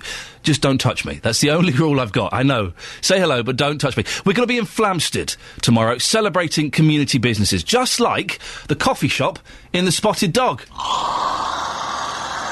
And there are three dimensions to it, really. It's getting people through the door, getting people from the village to contribute cakes and biscuits, and getting enough people to serve as baristas. And the first two we've done excellently. People coming through the door have been terrific. The turnover's gone up. The cakes and biscuits that have been provided free by people from the village have been wonderful. All sorts of people come in. Pretty much everybody you'll see will pop in at some point throughout the day, and whether it's to the pub or to the coffee dog. Yeah, it's just a really active village. Well, there's probably a few of us around in the morning, sort of 6 or 7 or 8 of people come in. Everybody in this village really tends to use the local facilities. It's really nice. Yeah, local facilities, yeah, local business. Do we get a breakfast? Do I get coffee and an egg sandwich? That's all. No, it's going to be a lot of fun tomorrow. You can come and join us. We're going to be at the Spotted Dog, Flamstead, between 6 and 9 tomorrow morning. Do come along and say hello. It'll be nice to meet you. If you want more details, go to the Facebook page, facebook.com/BBC3CR. And also, if you follow us on Twitter, at BBC3CR, then you'll get all the details on there. I'm looking forward to that a lot. Now, a school in Hertfordshire says it's still campaigning to have some double yellow lines outside it. 5 years on! That's how long they've been campaigning for. It's got to the point... Sorry, I just hiccuped live on air. How rude. It's got to the point now that parents of children at Fleetville Infant School in St Albans have started a petition. Neither Hertfordshire County Council nor the local district council have been able to come up with a solution. These parents outside the school told our reporter Tony Fisher what they thought. They want to put yellow lines outside here. Yeah. The school does. What do you think about that? Is that a good thing? I think it is it's used as a crossing, although it's just a speed bump. And the problem is that because cars are really, really parked close to it, you can't see. So you end up having to be out almost in the middle of the road to peep round the cars. And with young children as well, once they start to cross the road, they think it's safe. So there have been a few times where, even as I drive up here, so I'm very cautious and aware that there are children. Especially with big cars these days, like this one here, just reversing out. You can't see as you go across the crossing. No, at all. And the thing is, the children are below his level of sight, so he can't, if he's reversing a little bit to get himself out, he wouldn't see that there were small children behind him. So yeah, it's you've quite had dangerous. one or two little near misses, have you? Well, there has been a few times where a child has come out, but obviously, having my own children, I'm well aware. So I come up very, very carefully. So you would like to see some yellow lines and perhaps the crossing move? I think, and have it identified as a crossing, because it is used so much as a crossing, and I think, have it a zebra crossing or pelican crossing or something, or even, I don't know, a little set of traffic lights, but something certainly. Something anyway. Needs something, yeah. I think they shouldn't even park here because it's not good for the children. Because it's very dangerous when car come in and children coming out from the school and then it make a hazard. Absolutely. So they should have something, whether it's yellow lines or something, to identify this crossing. Yeah. Like children stop or something, stop sign or something, when children cross and children coming out from school or children going home, so... Do you think there should be something here, some yellow lines or something to identify this crossing to make it less dangerous? Yes, definitely. Have you encountered any problems yourself? Or? No, I just think, the children think this is a safe area to cross, so sometimes they tend to just cross. And it's not really that safe, because it's really busy at pick-up and drop-off times. So, as we can see now. Yes, so you have to be on the alert all the time and on the watch all the time, because there's constant cars. Yeah. Well, the school apparently has been asking for something to be done for 5 years. Many years. We have been asked not to park here, and every year it seems to be getting worse, so... Would you like to see some improvements? Definitely. I think it's a really, really busy school, lots of children crossing the road, and there aren't many schools where you wouldn't see some sort of pedestrian crossing or some safety crossing at least. Yeah. And it's an incredibly busy school, so no, I think it makes perfect sense, and I can't believe it's that expensive to paint yellow lines either. Well, listening to that report is local St Albans District Councillor Chris White, who is also a Hertfordshire County Councillor. Morning, Chris. Good morning. You've known about this for a long time. 5 years or so it's been going on. Why has it taken so long for something to be done about it? Well, it's unbelievable bureaucracy. Everyone's agreed that this needs to be done. And last November, that's a year ago, I was told it's all ready to go. We've looked at the few objections that have taken place, made an adjustment to cope with those objections. Are you happy for it to roll, Chris? They said, and I said, yeah, let's get on with it. And now a year later, nothing has happened. So I've been pursuing it and was eventually told that we need to look at the controlled parking zone possibilities in all the neighbouring streets. Now, that's not relevant to this and looks like a bureaucratic excuse to do nothing. Well, I don't get it. Push it through, Chris. Push it through. Yeah, I wish I could. I wish I could get to all. Go down there with a couple of tins of yellow paint and a brush and do it. I know that there was a few years ago there was a community copper who used to go around with a tin of yellow paint in his boot because he got fed up with the fact that the council wouldn't repaint yellow lines where there'd been roadworks. He sneakily did it himself. I'm sure he shouldn't have done it, but it's exactly that sort of attitude which causes people to take direct action. So I'm very sympathetic with that. Are yellow lines going to make that street safer for kids, or are there other alternatives? I think we start with the yellow line because, as the parents quite clearly said, you can't really see what's going on, and it's an unbelievably busy little section of road. And one of the problems is it's a cul-de-sac, so you've got cars that come in, they drop the kids, and they're going out again. And in order to go out again, of course, they're having to manoeuvre around, do a U-turn. There's far too much mixing of pedestrians and cars in this little street, and when you've got pedestrians and cars, particularly when the pedestrians are not very high, then you've got a risk and you've got danger. So if we get a fewer cars in there and better sight lines, it's got to improve things. Is there a way, because I imagine part of the difficulty is balancing the needs of the parents of the kids and the local residents. How do the residents feel about the yellow lines? Are they up for it? They are, I think, now. They were concerned that they were a bit long for their purposes, and that's why there were a couple of objections which we looked at. And adjustments to the original scheme, which was a bit excessive, were made. So I think we've got a compromise. And hopefully they will be content and won't lose out too much. Because it's not the local residents who want to drive out anyway. It's people who are using the street to park in the local shops when they could actually use the Morrison's car park and indeed benefit that particular supermarket. It seems officers from St Albans District Council are meeting with the head teacher today. Is that a coincidence, or has it got something to do with you going to the press?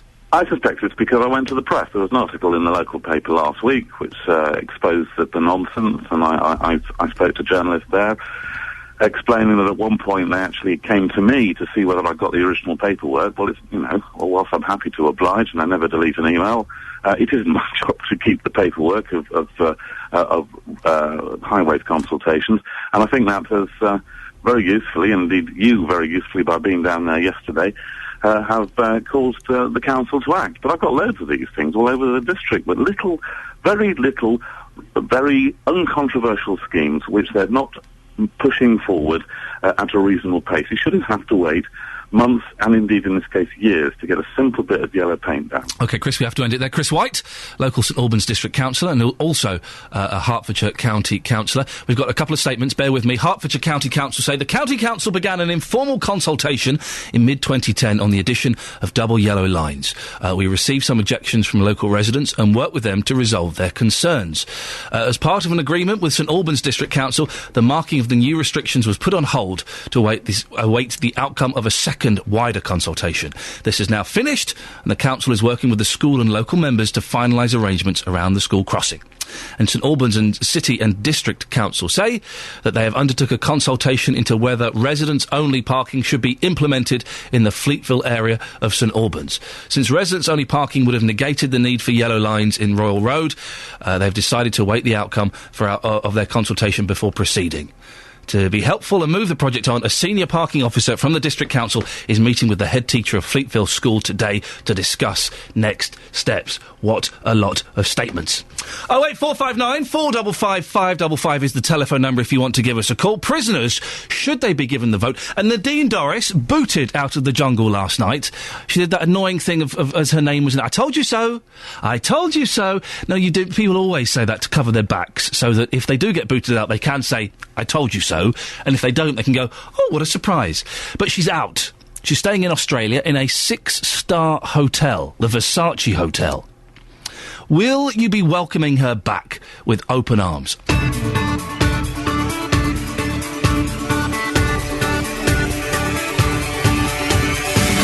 Morning, this is Iain Lee, Three Counties Radio. Exciting news. Tomorrow's show is coming from Flamstead. You can come down and say hello if you want. I'll give out details in the next hour. So at some point, when I find a few minutes, I'll give you a sneaky peek as to what's happening. Also, between now and 9, she's not a celebrity. Get her out of there. MP Nadine Dorris has been booted out of the jungle. Will you be welcoming her back to Mid-Bedfordshire? Our reporter, Justin Dealey, is in Ampthill Hill this morning. He's in the Waitrose car park. You've got time, go and find him. Go and say hello, take him a cup of coffee and a biscuit, and let him know your thoughts. Also, the thing we've been discussing this morning, should prisoners get the right to vote? The government will set out its plans to give MPs a say on whether it should happen. If you want to get in touch, lots of ways. I recommend going to the Facebook page today. There's lots of pictures, lots of news about tomorrow's show, lots of bits and pieces are up there. Facebook.com/BBC3CR. You can also text us, 81333, starting your text 3CR. Or, and this is the best way, I keep saying it, but it really is the best way, give me a call. 08459 455 555. BBC Three Counties Radio. It's always amusing when I start talking and I haven't got my microphone on. I just did a bit of the show that none of you heard, only my head. Did you watch I'm a Celebrity last night? No? Missed it? Well, you missed this. The public have decided the first person they want to leave I'm a Celebrity 2012 is... Nadine. Nadine, say your goodbyes and we'll see you across the bridge in just a couple of minutes. Have a good day, everybody. Nadine Dorris, MP for Mid-Bedfordshire, was the first celeb to be voted out of the jungle. Well, earlier on in this show, I spoke to Budge Wells. He's the deputy chair of the Mid-Beds Conservative Association. Generally speaking, we felt it was an unnecessary thing for her to do. However, we respect the fact that she has free choice to pursue her views. And what we want to do is when she comes back to the UK, and after she's spoken to the Chief Whip, is to discuss with her what she's done and why she's done it, and to see what we can do to move on from there. How many constituents have been in touch with you? Well, I can't give you an exact number, but I would... Tens, hundreds? Not hundreds, no, but certainly something approaching that, yes, but not 100. I wouldn't think it was 100, no. And what's been the kind of overriding message from them? I haven't had anybody yet supporting her venture into the jungle in Australia. I have to be fair about that. They've all been concerned that she wasn't here working as an MP, and they were concerned that perhaps it trivialised what an MP should be standing for. That was Budgewell speaking to me earlier on. Well, BBC Three Counties political reporter Paul Scoynes has been an avid fan of the show since it started. Good morning, Paul. Morning. Hello. Good morning. Why do you think she was kicked out of the jungle? Oh, that's an interesting one. Why? Don't sound surprised by that question. It's obviously going to be the first thing I asked. Well, I mean, maybe maybe the idea that she had initially to kind of get the public on side to maybe change the view of politicians didn't work. I mean, having watched it, I don't really think she probably hit the targets that she wanted to be doing. I mean, you know, her idea initially was to go out there and change the view of politicians, and also to maybe discuss some of the political issues she felt weren't picked up by the mainstream media. Was any of that shown? No. Absolutely not. No, I mean there was an element in the first programme, Ian, where they discussed politics, and the outcome of it was that Eric Bristow didn't vote. I remember that more than anything else. Very crafty indeed. And then, you know, they did have a little bit of a chat about some of the sort of public's perceptions of politics, but that's really where it went to. Now, there isn't, you know, I know in Big Brother you can watch the sort of show behind the scenes, if you like, but this programme doesn't have that. And so all of the sort of interesting discussions that she talked about last night when she came out and spoke to Anton Deck, and said, I've had some very interesting discussions, but you probably haven't shown them. It's like, well, yeah.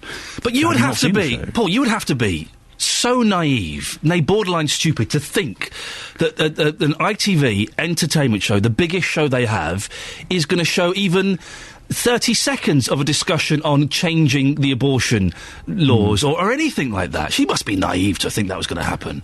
Well, she did say that she'd never seen the show before, and that the first time she'd seen it was when a researcher passed her a DVD of previous programmes. Now, I'm not sure.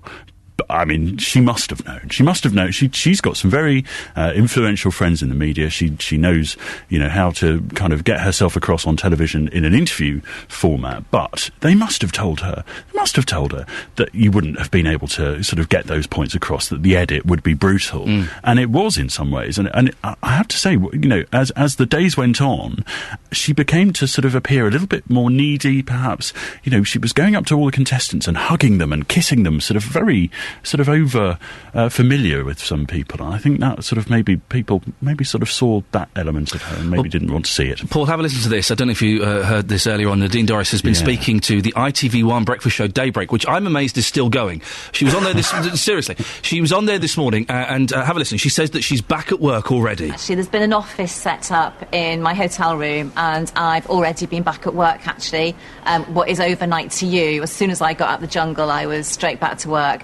It's interesting, actually, because some of the emails and the stuff that I've seen while you've been overnight in the UK states that I'm not there for my constituents. Well, actually, I worked right until the second I left, and I worked all the way through the summer recess. I only actually had 4 days away during the summer.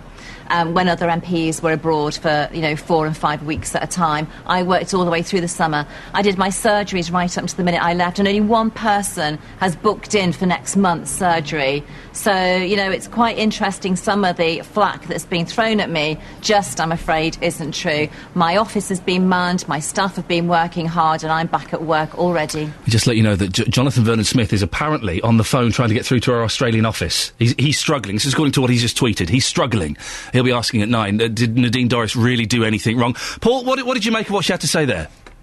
Well, it's interesting. I think, her office in the UK in Bedfordshire certainly seems to have been fielding more sort of calls from Jonathan than most people, I think. I mean, I don't know. I'm just looking at the betting here. I've got some political betting here. Her odds to officially join UKIP are 10-1. To resign her seat in the Commons in 2012, 20-1.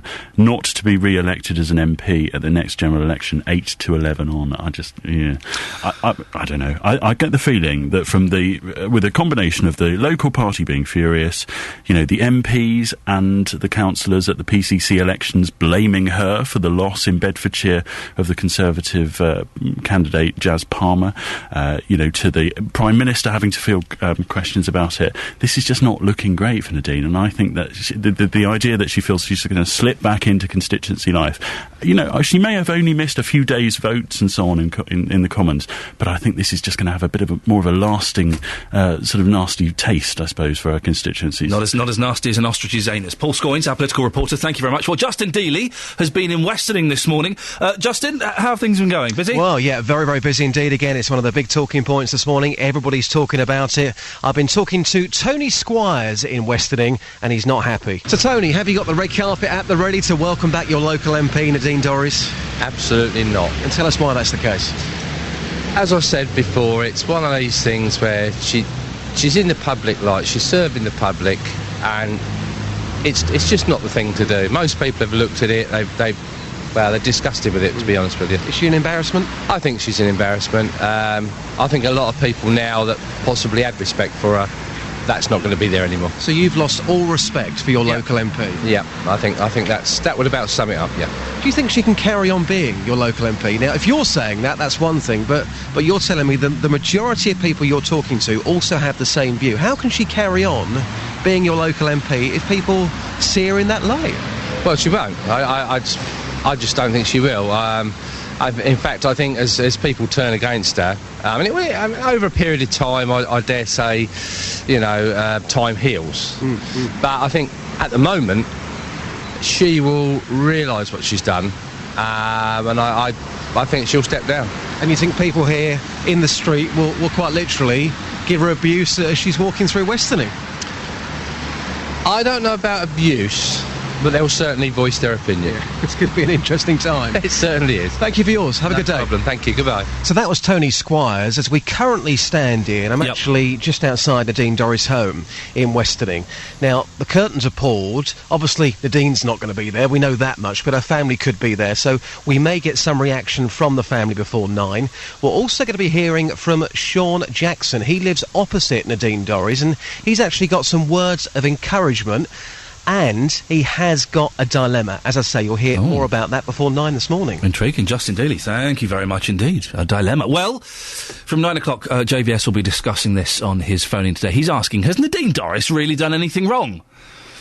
And he is, according to his Twitter feed, I believe is the term, he is trying to get through to her Australian office, a.k.a. her hotel room. We'll see about that. Good luck to that. 08459 455 555 is the telephone number if you want to give us a call. You can text 81333, starting your text 3CR, or you can give us an email. In sport, England... there is one. Yes, there's a name. I was struggling. Scanning ahead, there's a name I'm not going to have to say. England named their team to face South Africa in Saturday's Rugby Union Autumn International later this morning. Loosehead prop Alex Corbier-Cicerio is in line for a... What on earth is a loosehead prop? That sounds like something... Anyway, I won't even go there. He's in line for a recall and says he's ready if needed. You bring out the worst in me, but also the romantic side. The weather today for Beds, Herts and Bucks. Windy with a bright or sunny intervals and a top temperature of 12 degrees. Coming up before 8:30, should prisoners get the right to vote? The government will set out its plans to give MPs a say on whether it should happen. BBC Three Counties Radio. I was very nearly... I've just talked to Jonathan Vernon-Smith. I'll continue this conversation on air, which is very unprofessional.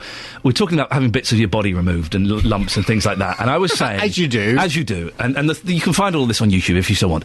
But I was saying that my wife had some moles removed. And I asked the nurse if I could go in and see it. And they were like, why would you want to? But, yeah, OK. And I'm really glad I did. I very nearly got to go and see, a proper operation being done. Ooh, why would you want to do that? Oh, come on.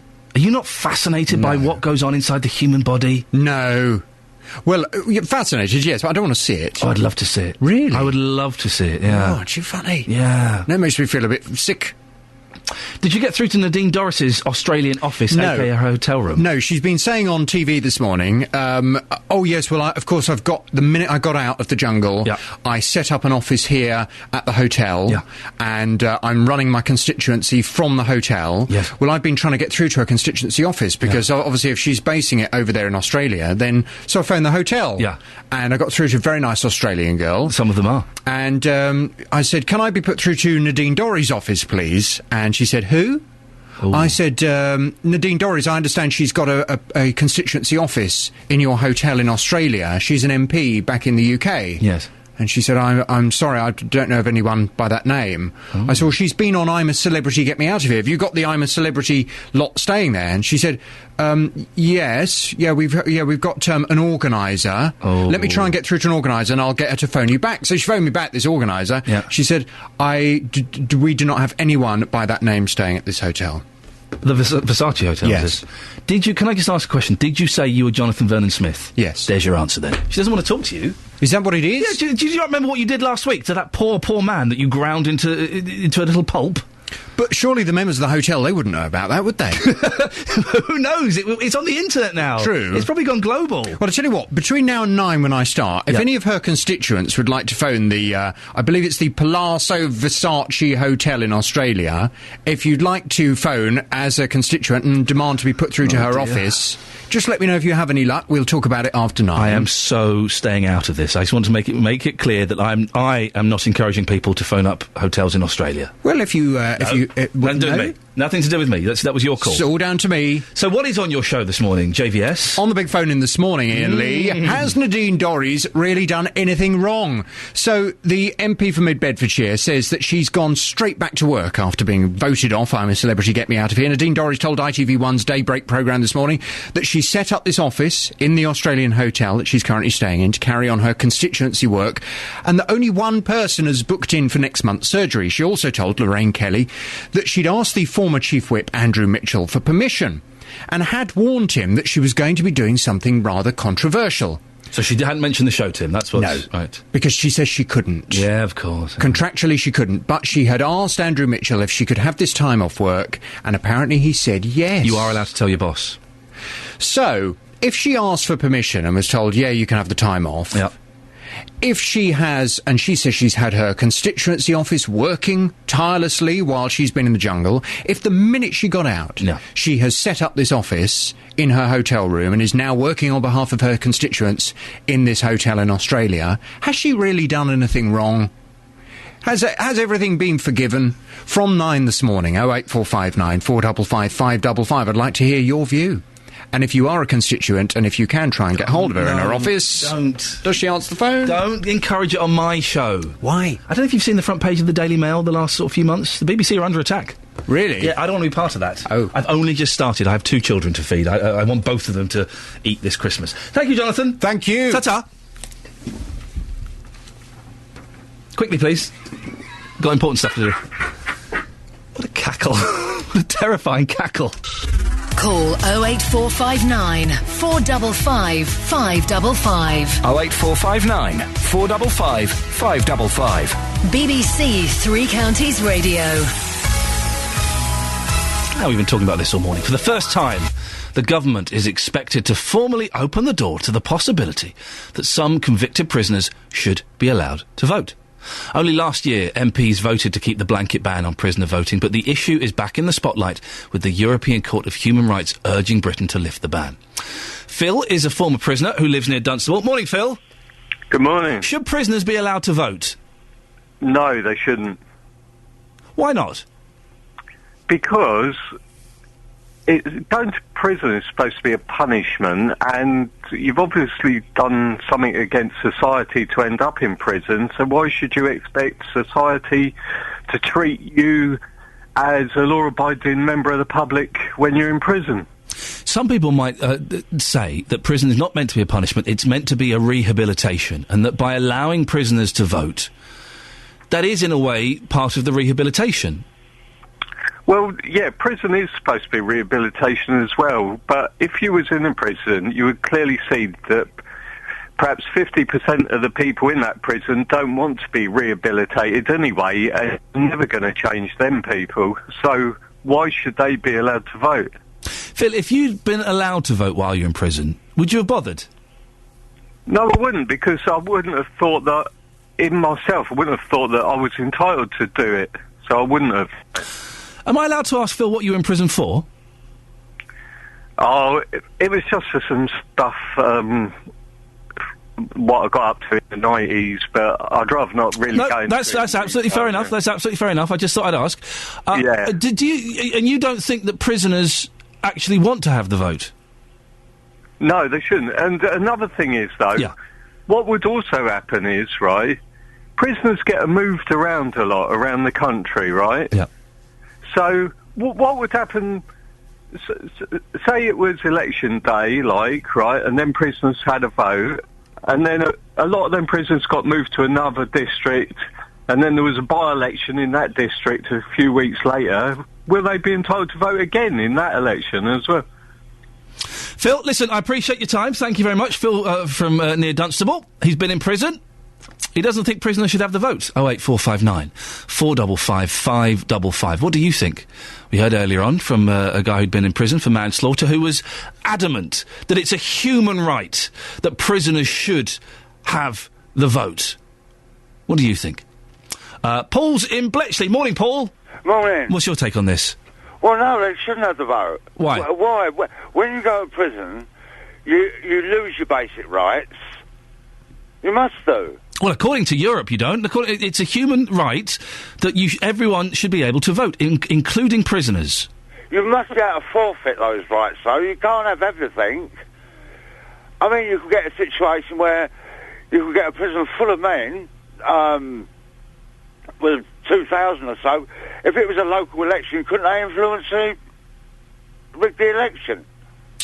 Well, they moved from prison to prison. Well, if they all voted, but you heard from Phil there, and I would imagine that most prisoners, really, I mean, some might go just because it breaks the day up and does something a bit different, but are they really that bothered? No, they're not.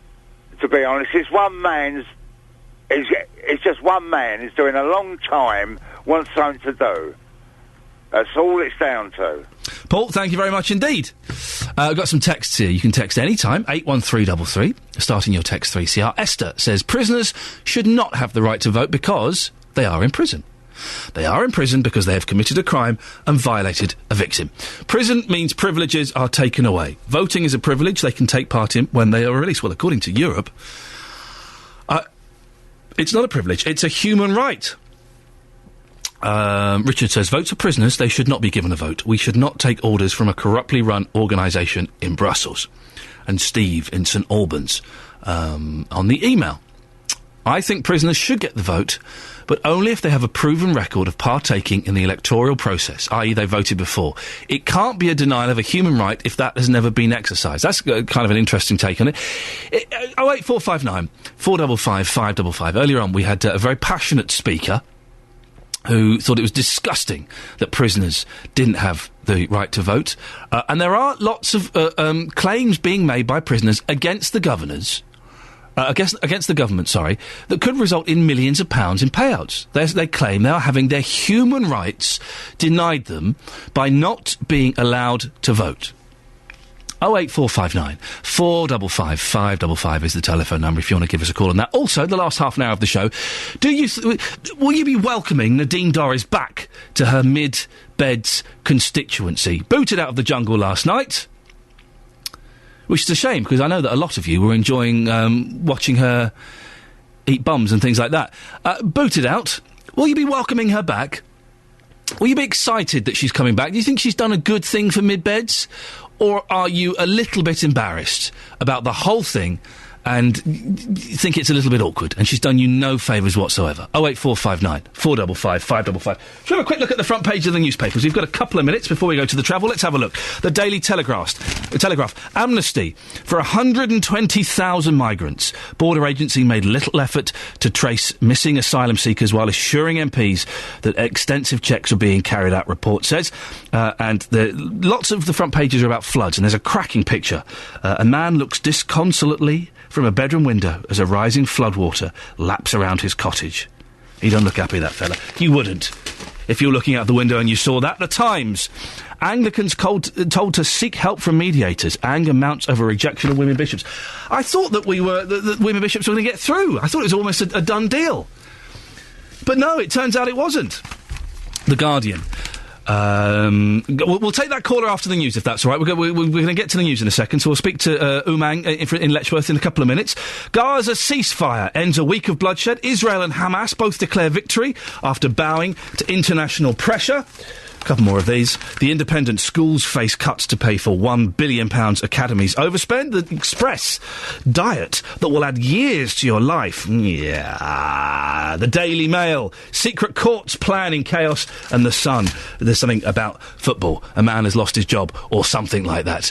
Very quick text on Nadine Dorries. Viewers are unbelievably stupid to kick Nadine out first, so she can now spend the week or so luxuriating at the Versace Hotel. Should have kept her in the jungle till nearly the end. That's from Sharon. Oh, after 8:30, Justin has spoken to Nadine's daughter. How exciting. Yes, that's right, you heard it. Justin Dealey, our reporter, has somehow managed to snag one of Nadine Dorries' daughters, and we'll be having a chat with her a little bit later on. Very exciting. Make sure you stay listening to that. This is Iain Lee on BBC Three Counties Radio. Morning. Just under 30 minutes of the show until 9 o'clock when JVS takes over. Lots coming up, including find out why parents in part of Hertfordshire have been campaigning for 5 years to get yellow lines outside their school. And Mid-Bedfordshire MP Nadine Dorries is out of the jungle. Reporter Justin Dealey has tracked one of her daughters down. I mentioned Umang in Letchworth. Umang, you're on. We managed to squeeze you in. What do you think about Nadine coming out of the jungle? I haven't seen the show yet, but it's really bad news that she came out of the jungle. But I think she hasn't done anything wrong by appearing in that show. You think it? Well, why? Okay, two things there. Why do you think it's bad news that she's out? Well, obviously, because as being living in UK, I do support UK contestant in that show. If she has gone further down in that, it's a pride thing for us. I think. Let me just. I think that they're all UK contestants. Well, I haven't seen the show. I don't know much about the show, so that's what I'm saying. Okay, so. You haven't seen the show, but you think it's disappointing that she's out of the show. Yeah. And you don't think, we're kind of steering into JVS's territory, but I'll show him how it's done. You think that she's done nothing wrong by being on I'm a Celebrity? Yeah, I don't think so. She has done anything wrong. She bunked off work for a month? Well, JVS was saying a while ago that she booked her time off for that show. Right, but she's still getting paid for it. Yeah, so if she has booked her time off, then it's up to her what she wants to do in that time off. She can do whatever she wants. I know, though, Umang, that if I took a month off work, I would come back and I would turn up and BBC Three Counties Radio would have moved building without telling me where they'd gone. Yeah, but still, I don't think so that this is like a kind of big thing to make up because... Do you not think, Umang, though, that really, members of the British Parliament, should they be on television eating ostriches' anuses? Well, a member of British Parliament are normal human being as well, I think. So, and as being a normal human being, you are allowed to do whatever you want in your Would you eat an ostrich's anus? Well, no, I'm vegetarian, so I won't eat any of it. Umang, me as well. I will completely. Thank you for that, Umang in Letchworth. Doesn't think that she's done anything wrong by being on I'm a Celebrity. That's one less caller for JVS. Sorry, Jonathan. 08459 455 555 is the telephone number. Tomorrow, the Iain Lee Show is coming from Flamstead, and you can join us. You can come and say hello from 6 o'clock. I bet a lot of you won't come till about 7:30. That's fine as well. We're there from 6 till 9, but you know, come and say hello. Don't touch me. We are celebrating. That's one rule I've got. Don't touch me. We're celebrating community enterprises, and we are going to be at the Spotted Dog Pub. This is very exciting. It turns into a cafe every morning in order to raise money to repair the local church roof. Former judge turned fundraiser organiser Jeff Burke set it up with the help of some volunteers. Well, our reporter Serena Farrow stopped by for a cup of tea at the Coffee Dog to find out exactly what goes on. And there are three dimensions to it, really. It's getting people through the door, getting people from the village to contribute cakes and biscuits, and getting enough people to serve as baristas. And the first two we've done excellently. People coming through the door have been terrific. The turnover's gone up. The cakes and biscuits that have been provided free by people from the village have been wonderful. The real problem is having enough people to staff it 7 days a week from 8 o'clock till 12. So what's your message to people out there if you've just got an hour or so? A couple of hours, we've divided it up into sort of 7:30 to 10 and then 10 till 12. And if you could only do it once a fortnight or once a month, never mind, come along and help. I'm Christine, and I visit the village regularly. I don't live here. I keep a horse in the village, and I associate with some of the strange villagers. Emma Findlay, and I live here. Now, what have you been doing this morning? Just tell me. I mean, it's only about 11:30 now. I've ridden my horse, mucked it out. I probably come almost daily, actually. So, yeah, I've the same. I've got a horse, so I rode out this morning around the village, which is lovely, before everyone goes off to work, and then generally come up here and have a coffee, and then go off home and do some proper work. And it's brilliant that a pub by day is a coffee shop and by night turned into, well, frivolities for your alcohol. Yeah, absolutely. Pub is the heart of the village, really, and Peter's a fantastic landlord and he supports the church and the local village and everything that goes on. Really, really good hub for the village and people before they go to work. All sorts of people come in. Pretty much everybody you'll see will pop in at some point throughout the day, and whether it's to the pub or to the coffee dog, yeah, it's just a really active village. Well, there's probably a few of us around in the morning, sort of 6 or 7 or 8 of people come in. Everybody in this village really tends to use the local facilities. It's really nice. Tony Roberts. And Tony, how long have you been coming here then? Oh, for the last 35 years. But never to a coffee shop as such. You've always come here for a pint. Yeah, that's right. Coffee Dog's been a tremendous success and a super meeting place in the mornings. And what do you like about it? Is it because it's kind of informal? It's informal. There's always a good atmosphere. It's friendly. There's a community spirit about it, as per there is about this village. And you like fraternising with the ladies as well? No. Well, try to stop it. No, it's just you seem a bit outnumbered, that's what I'm thinking. No, the common factor is horses. Coffee, cakes and ladies. I'm there. We will be there tomorrow, 6 o'clock, 6 till 9. Come along, say hello. And definitely, that noise you heard of the milk being frothed in the background, that you're going to be hearing that a lot on tomorrow's show, I'm afraid.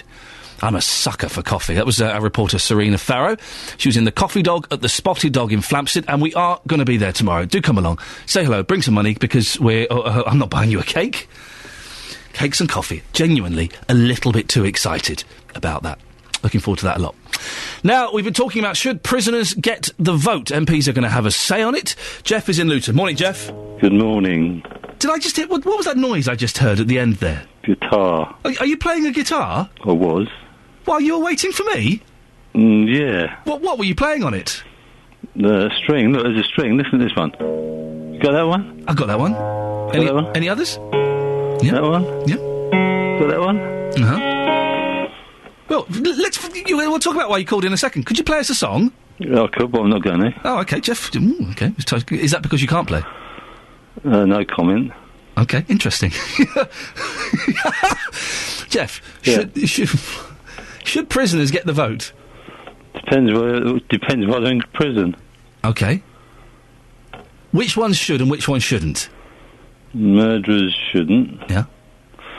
Let's go through it. Let me get pen and paper. Hang on a second. We're going to write this down.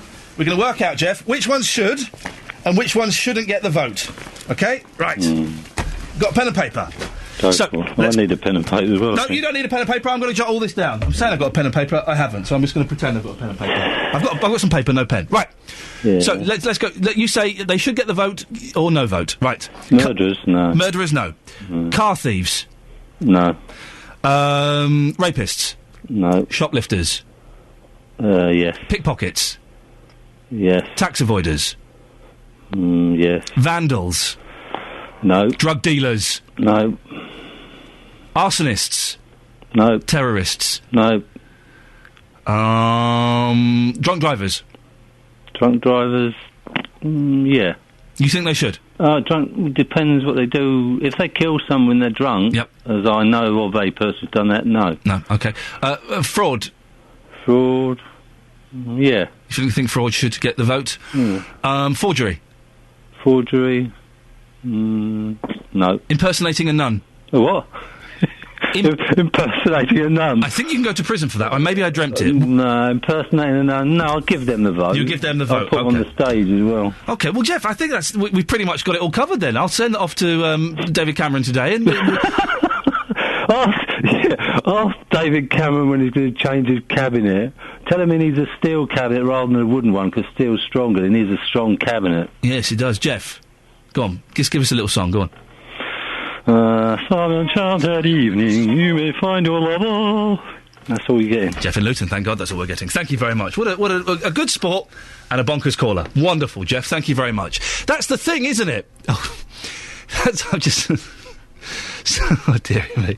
That's the thing, isn't it? Once you start saying that some prisoners should and some shouldn't, then you do have to do... And my tongue was slightly in my cheek there, but... You would have to have that conversation. You would have to have the team of people sitting there going through the list of crimes and saying, right, well, this crime, yes, they can get the vote, and this crime, no, they can't get the vote. You would have to do that. So while it sounded like I was being slightly flippant, there was a serious side to it. What do you think, dear listener? 08459 455 555. Do you think prisoners should get the vote? We've had a mixed bag today. If I'm honest, I don't quite know what my opinion is on this. It's one of those things where I sort of scratch my head a little bit. And it's been more mixed. We've had a more mixed reaction from you than I was expecting. I thought you'd all be dead against it. But some of you seem to think that it's okay. 08459 455 555. You can text as well, 81333. Start your text 3CR. Colin says, if someone is in prison for a crime involving the infringement of someone else's human rights, they should forfeit their own human rights. And Pat says, Iain, give prisoners the vote. Why not? We give them everything else. We, the law-abiding, are denied the vote on whether we should hang murderers. Then they would not need a vote if we were successful. Come to think about it, we are refused a vote on many issues, so what's the point to our crooked democracy? I tell you something, right, and this is true, I've always wanted to spend a night in prison. Have you not? Just to see what it's like a night and a day, but no, I'm going to get let out. I don't want to commit a crime and be there for years. I hate it. Obviously I hate it. Because you get all these people saying, it's like a holiday camp in there. I bet it's not. I bet it's not like a holiday camp. I'd love to spend 24 hours in a prison. Joe's in Letchworth to talk about I'm a Celebrity. Good morning, Joe. Good morning, how are you? Yeah, I'm all right this morning. I'm fine and dandy. Nadine Dorries, I'm a Celebrity. Was it right she got booted out? I wanted to see more of her, to be honest. I wanted to see where she was going to go with it all, but I was very surprised she came out so quickly. Because she was, it looked like, getting voted in to do the first couple of tasks, that she was going to be the whipping girl for the show. But then they handed that title to the girl from Coronation Street, didn't they? Oh, yes, Helen Flanagan. Is that, she's got a name, has she? I didn't realise. Nor did I, because she annoyed me at the beginning, but when she started doing the tasks and passing them, she actually started to get on quite well. But I'm really surprised that Nadine has come out so early. I was hoping to see more politics from her and what she was going to say. You know? Oh, come on, Joe. We were never going to see politics from her. Do you think she'll be welcome back to Mid-Beds?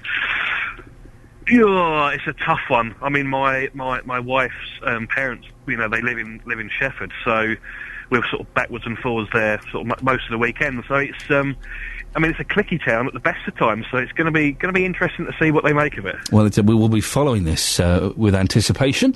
A school in Hertfordshire says it's still campaigning to have some double yellow lines outside it 5 years on. It's got to the point now that parents of children at Fleetville Infant School in St Albans have started a petition. Neither Hertfordshire County Council nor the local district council have been able to come up with a solution. Sonia Markey is both a resident on the street, Royal Road, as well as a parent of children at the school. I live right next door, so it's going to be an issue for me because the yellow lines are going to go right up outside my house.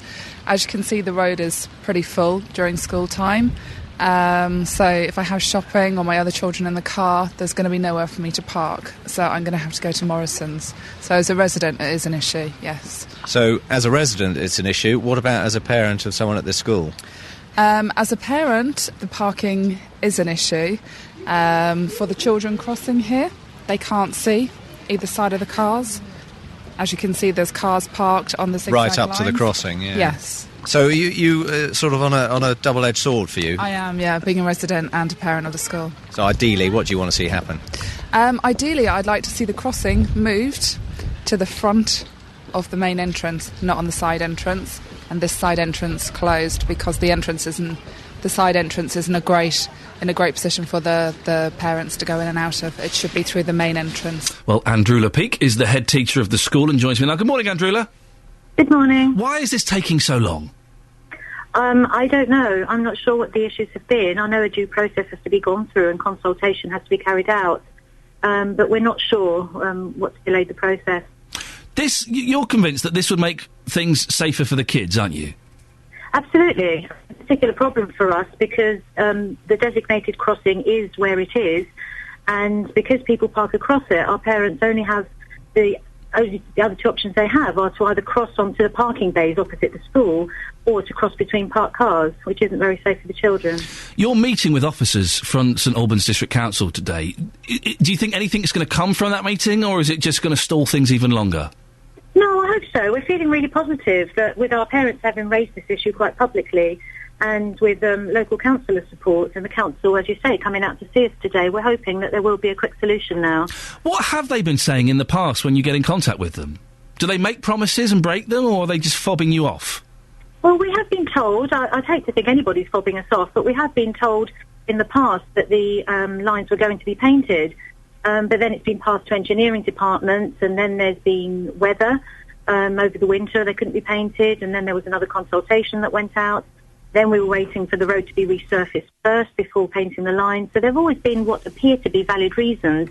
But when you add up the years, 5 years is an awful long time to wait for something to happen. Andrula, have a listen to this. This is a local resident speaking who says a compromise needs to be reached. So a solution has to be found which keeps the children safe and which doesn't penalise the residents on parking spaces. Yeah. Well, it seems a simpler solution would be perhaps to move this crossing a bit, identify it more, and not lose any parking spaces. Yes, if you can move it further up. I mean, the yellow lines at the moment are in completely the wrong place as far as I can tell. So if you could move the crossing further The zigzag down, lines. Yes, yeah. Yes. So, I mean, if you were to release up some space further down the road where you don't need the zigzags and have them in the place where it's needed, then all well and good. Andrula, there are residents saying that you need to think about the residents as well. Absolutely. Unfortunately, we don't, as a school, we don't control where the crossings go and where the zigzags go. I absolutely accept that it should be moved nearer the entrance of the school, but opposite that are parking bays, so you can't have a crossing going onto parking bays by the community centre. Well, Andrula, good luck today. We'll no doubt we'll speak to you later on and find out what happens. That's the head of the school in question there, Andrula Peake. Who may, at some point today, get an answer that they will get the double yellow lines they've been after for the last 5 years. This is Iain Lee on BBC Three Counties Radio. Mid-Beds MP Nadine Dorries is out of the jungle, and she's in a 6-star luxury hotel.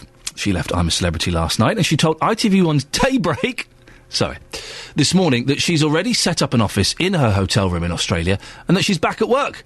Well, our reporter Justin Dealey has been in Westerning this morning. Justin, how's it been going? Oh, you couldn't make this up, could you? That lovely 6-star hotel. It sounds glorious. Isn't it awful? The hell these people have to go through. I didn't even know a 6-star hotel existed, but there you go. I've been talking to Jen Dorries. You didn't know a 3-star hotel existed, Justin, for goodness sakes. 2-star hotel. Yeah. I've been talking to Jen Dorries, Nadine's daughter. Now, she says that she is very proud of her mum. She's been looking after Nadine Dorries' Twitter account whilst her mum is in Australia. So we managed to track down Jen this morning, and I asked her whether people have been posting vile messages.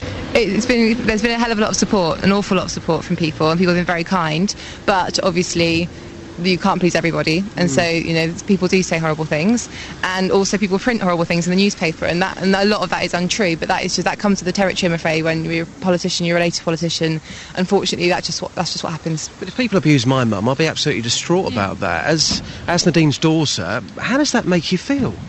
Yeah, it's not nice, obviously. You know, we're all humans, you know. She's my mum, and that's what people forget, is she is a mother, and she does have children, and she is a family person. And yet, some of the things, if it's constructive, it's fair enough, everyone's entitled to their opinion, and mum would say exactly the same thing. But some of it is just downright slanderous or rude and nasty, and it's out there to hurt people. So yeah, it does hurt, but I think after a while, like with most things in life, you would build up a shield to it when you get used to it. She was the first person to be voted out. Is that slightly embarrassing, or did you expect that?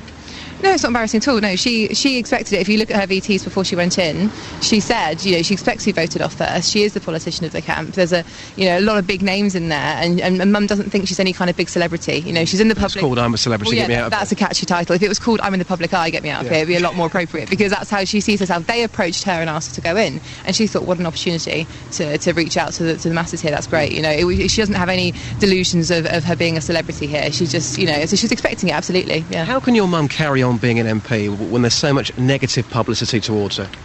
Can you answer that question? It's not really for me to say, is it? You know, that's a question for her. It's her job, it's her decision, it's her choice how she moves forward with it, really. So I couldn't be able to say. She's been on Daybreak this morning. Have you spoken to your mum since she got voted off last night? Again, can you answer that question? You're looking at me funny. I Skyped her last night. So I've spoken to her briefly, but obviously the times in Australia are completely backwards, so it's difficult to find a time when we can both talk, and she's obviously very busy at the moment. So. And how excited are you about seeing your mum again? I'm so excited, I can't wait, yeah. Really proud of her and can't wait to see her. None of us can, so yeah. So it'll be good when she's back, we can all have a good catch-up. Yes or no, long term, do you think she will regret going onto that TV show? Who can predict the future?